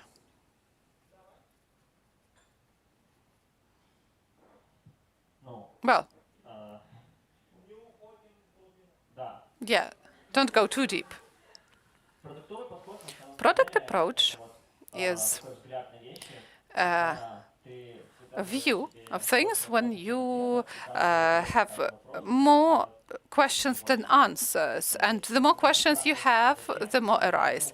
When you ask yourself why, for example. Yeah, I can give you this example when marketologists were coming to us saying, we need this audience, and they failed giving an answer. So marketologists had a survey trying to understand, and you were trying to understand why they need it all. And they were like, we need these banners and these people, and then it appears they don't need any banners or people, they need some good audience split into certain categories to sell it to construction companies, for example. A clarification here. What is a product approach in your case? Yes, Artem. Yes, I can say, if to answer the first part of the question, for us, product approach would mean mandatory use of KPI. When we just started this project, we got very lucky because we didn't know it and we learned it later that KPI, well, it's very difficult to achieve some KPIs. And a person who is creating any product, at first, they have to understand some figures and actually revisit every unit, asking whether that's realistic, whether that's going to be too expensive, too complicated. And then if you understand the KPIs, you can start it all. You can split it into the processes and create a product. So the best approach for me would be figures, because usually people start with ideas, but you know, there may be plenty of cool ideas, and there are plenty of tears, and it's no success because you had to start with figures. Product approach for you. A few years ago, when we were creating a strategy, we tried to understand at what platforms to be present, what to do, what to develop, in what to invest resources, what to pay more attention to, what to pay less attention to. And back then we had super developed Facebook account, great figures. And by 80 or 90%, we depended on Facebook in terms of our traffic. And in all our discussions inside our team, we arrived at a conclusion that the only platform we control and where we can actually try to survey our audience would be our website. And when we, for ourselves, were trying to understand in what to invest and with what to work, what to research, we decided that in media there are not that many products we have real control over. And we've selected two products, video content and web. We decided to develop it. And that's about what? About getting these huge piles of numbers, then some analytics. You start understanding your audience better. You have a look at the sources of traffic. You try to differentiate between high quality and low quality traffic. You have a look at various formats and help colleagues finding some growth points or some challenges which are out there. Yeah, roughly speaking. Very interesting. And if you allow me, I'd like to go deeper here, okay? So, the product approach would be when we understand that we have a client and we want to solve some problem of this client. We conduct analysis, we start splitting the process into stages, and we try to understand what will be achieved by this or that. So, that is called backward logic. We have the output, and we draw a path, and we try to understand in what way to achieve it all. So what product approaches are you using? Once again, let's go deeper now. Right, because we want our audience to understand it all. Please explain the logics behind it. Artem, Timur? Artyom. That's a very complicated question as for media, because we understand that in general, as we see, not a lot of people understand the difference or do not know these lines between various functionalities and roles. And sometimes it depends on the person, because one person may have skills and knowledge of various professions, right? And if we try to separate it all and designate separate people to each role, well, sometimes it won't be that good. We have to be agile, we have to be flexible. We have this internal director, and actually they try to designate some tasks for a week, and today you understand it's very important to do one thing, but tomorrow you get new data and you see new perspectives, you have a bigger budget, and everything changes, which is why one of the easiest options to use product approach would be to use the sprints, as we call them, right? Every week or every 2 weeks, I shoot as many videos as I want, I write as many texts as I want, and I give the result when I can give it. So, is it any different? Yes, in my case. Working backwards is a standard approach used by Amazon team. And I believe Amazon is a vivid demonstration of actually of the fact that it works. A person just returned from the space. When you think about doing something, you imagine the press release of this solution, right, at the end of the day. And I can give you this example when, for example, CEO or editor-in-chief comes to you and they say, we need a table. Why? Well, because I'm writing this content, it's convenient for me to have it all in table. And very often people are creating tables, editors-in-chiefs are creating tables. But at the end of the day, they don't understand that content is written for people. Do people need tables? Will they be analyzing these tables? So that's the essence of product management and backwards working. Thank you. Someone had a question, right? Yes, I've had this opinion that product manager is there to solve the problems of the audience because they feel their pain. How do you feel the pain of the audience? Do you conduct any studies or what? And what kind of what kind of pain of the audience you feel now? Let me try answering the first part of the question. There are plenty of methodologies. What I started with, profound interviews, in-depth interviews. You can Google it. That's when you physically meet the audience. You speak for a certain amount of minutes, and you try to ask what they are disappointed of, and you try to find something they like. And more global things would be some other types of studies media doesn't have resources for, usually.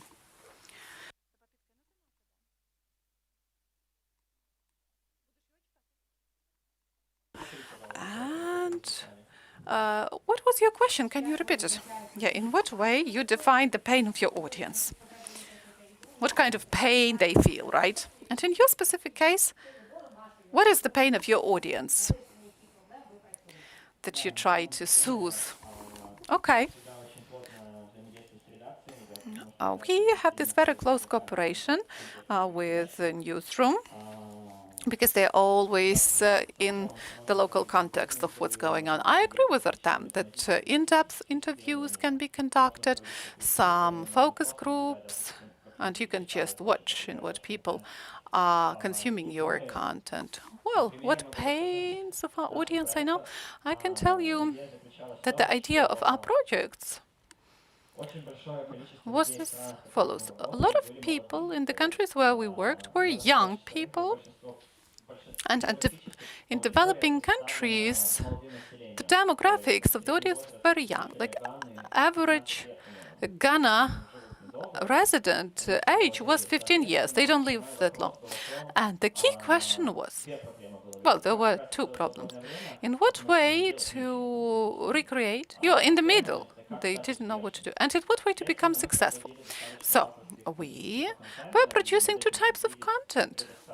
And editors were doing their best to satisfy the readers. We were producing educational content, meaning content which would help them become wiser, become more successful. In Africa, they all understand in order to become successful, you need to be wise. If you're not wise, everything's bad. And we were producing inspiring materials like this African girl is recognized the most beautiful girl in the world. Anthony Joshua is the best boxer, and he's from Nigeria. You can be next, Joshua, right? All these studies you were mentioning, that's customer development, right? If you hear it. That's like helping you understand what product you are creating for whom. And I have another question, which is going, or an answer to which is going to be useful to people who are here. In what way newsroom interacts with product team?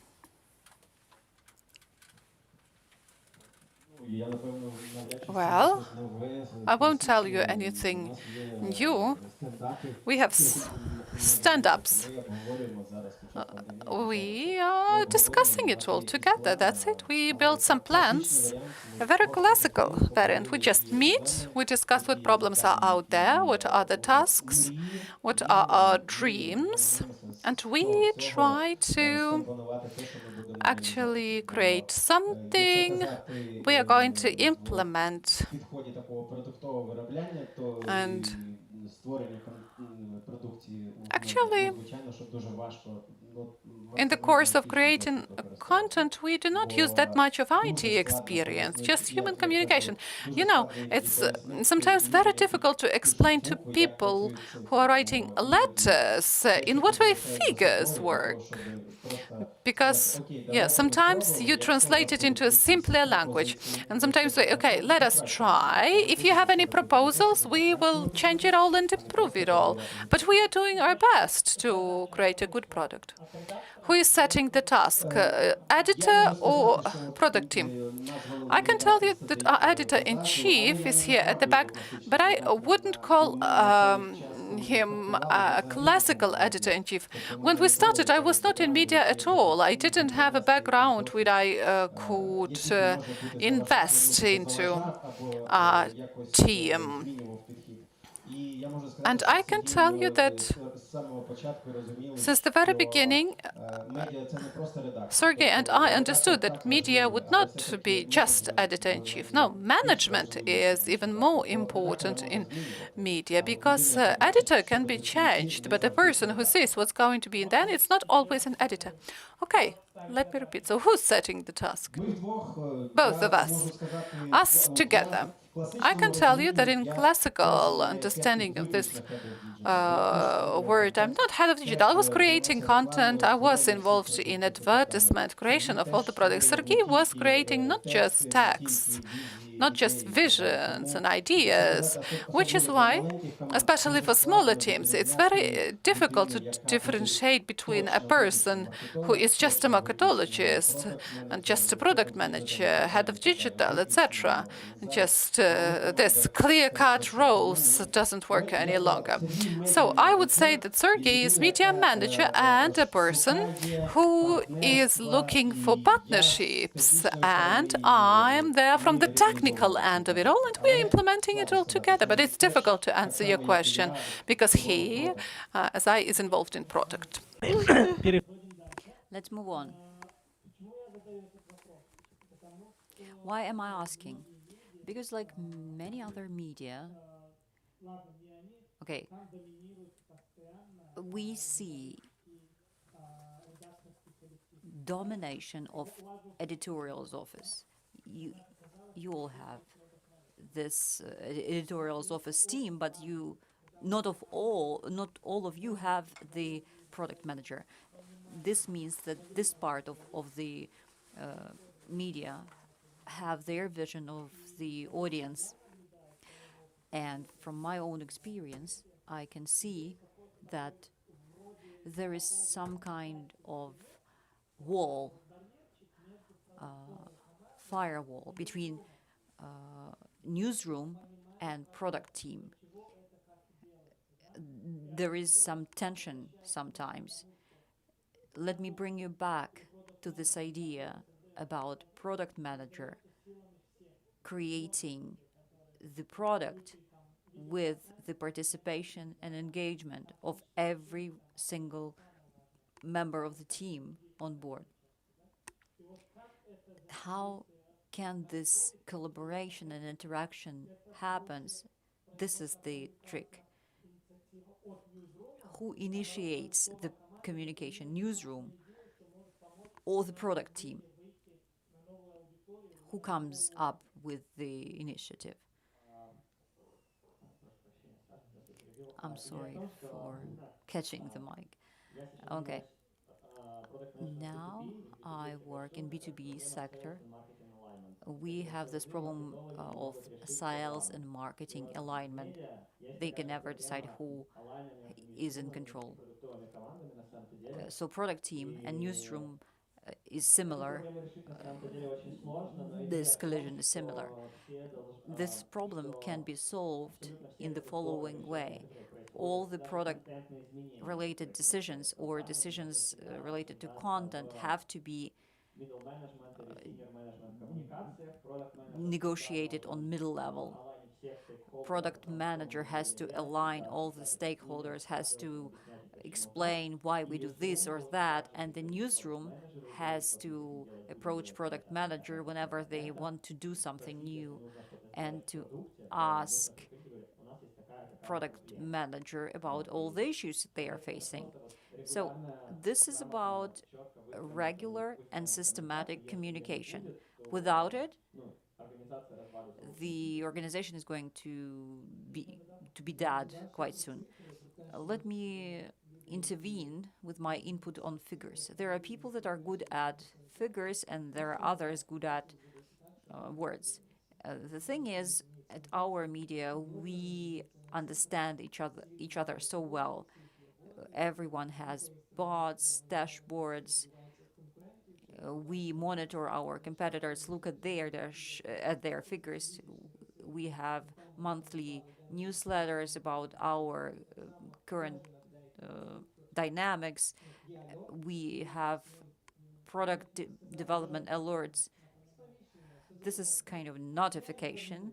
I keep everyone in the loop in terms of all the processes, all the dynamics, and I keep those in the loop who have some kind of relation to the product, what we are going to release, what we have released, and how we are doing with each project. Whenever we talk about newsletters and alerts, it's everything that is done internally.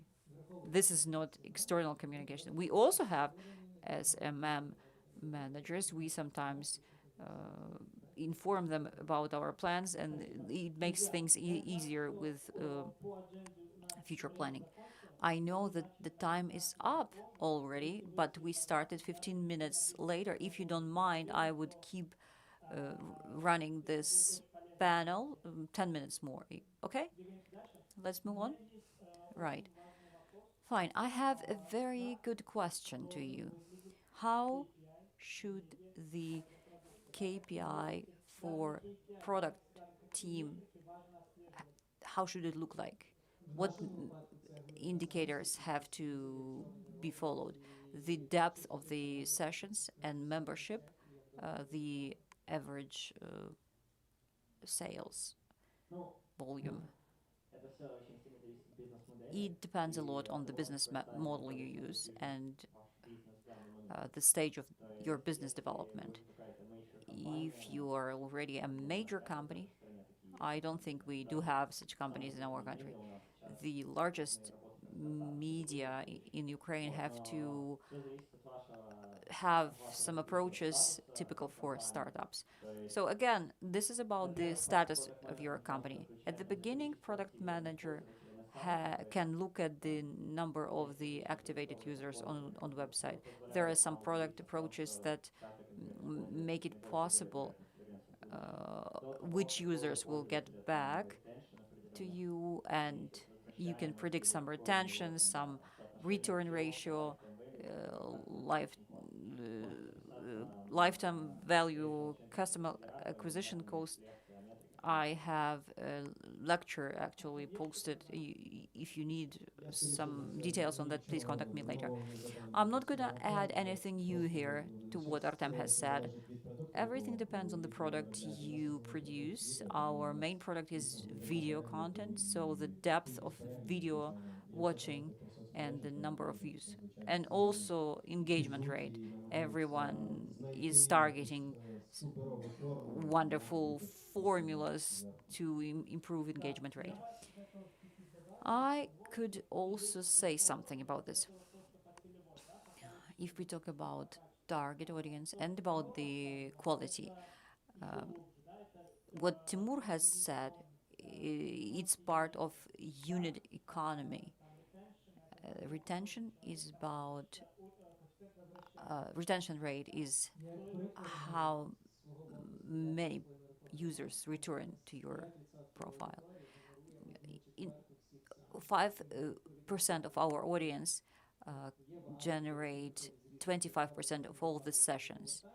Some users leave, and part of my tasks, is to make them get back to consuming our content. And actually, to do that, we have to understand what they are consuming and why. The thing is, such approach enables you to reduce CAC, customer acquisition cost. You do not spend any money on acquiring new customers. You retain them. Another indicator, LTV, lifetime value of a customer, it's usually calculated on the year basis.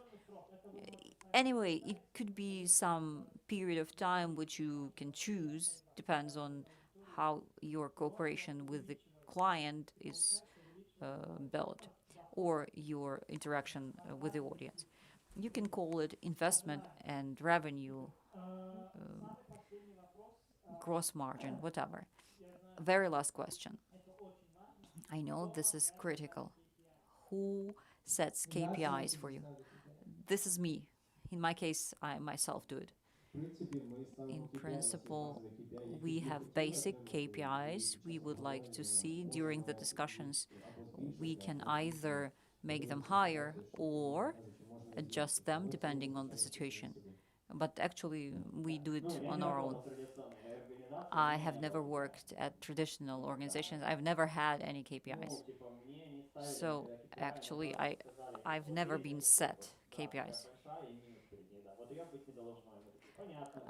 The only approach I had, look at the screen, huge number with the minus in front of it. In a year, there should be something with a plus. Okay, that's what we said. With your background, you have managed to do so, right? I don't want to have you offended. And I would say good say SEO is great financial auditor. It was actually a spoiler. I did some research and I want to give you some insight into this discussion. Product management is a place where the future CEO is being trained. CEO doesn't have any responsibilities like all journalists have. CEO has to do everything in order to achieve success. Top managers are responsible for success of their business. Product manager is responsible for the success of their product. So it includes a lot of skills and competencies, content, marketing, product, and so on. Moving on, I would say that now CEO of Google, who is this guy? Former product manager, right? So the next generation, product managers is actually the next generation of CEOs. We now see that product managers are becoming more and more important. And in media, this is also the case. Fortunately or unfortunately, we fell victims of technologies. We are no longer relying on antennas, papers, and so on. This is always a product and channels of communication. Just let's wrap it up. 1 minute for each of you, and then a couple questions from the audience. I want to give up of this 1 minute for in favor of Ira's questions. Let's do it. Thank you very much. We are about to start the closing ceremony, and I'd like everyone here to be there. Do we have questions? No questions? Okay, then I have a question. Do you all understand what product manager is and what the responsibilities of this position are?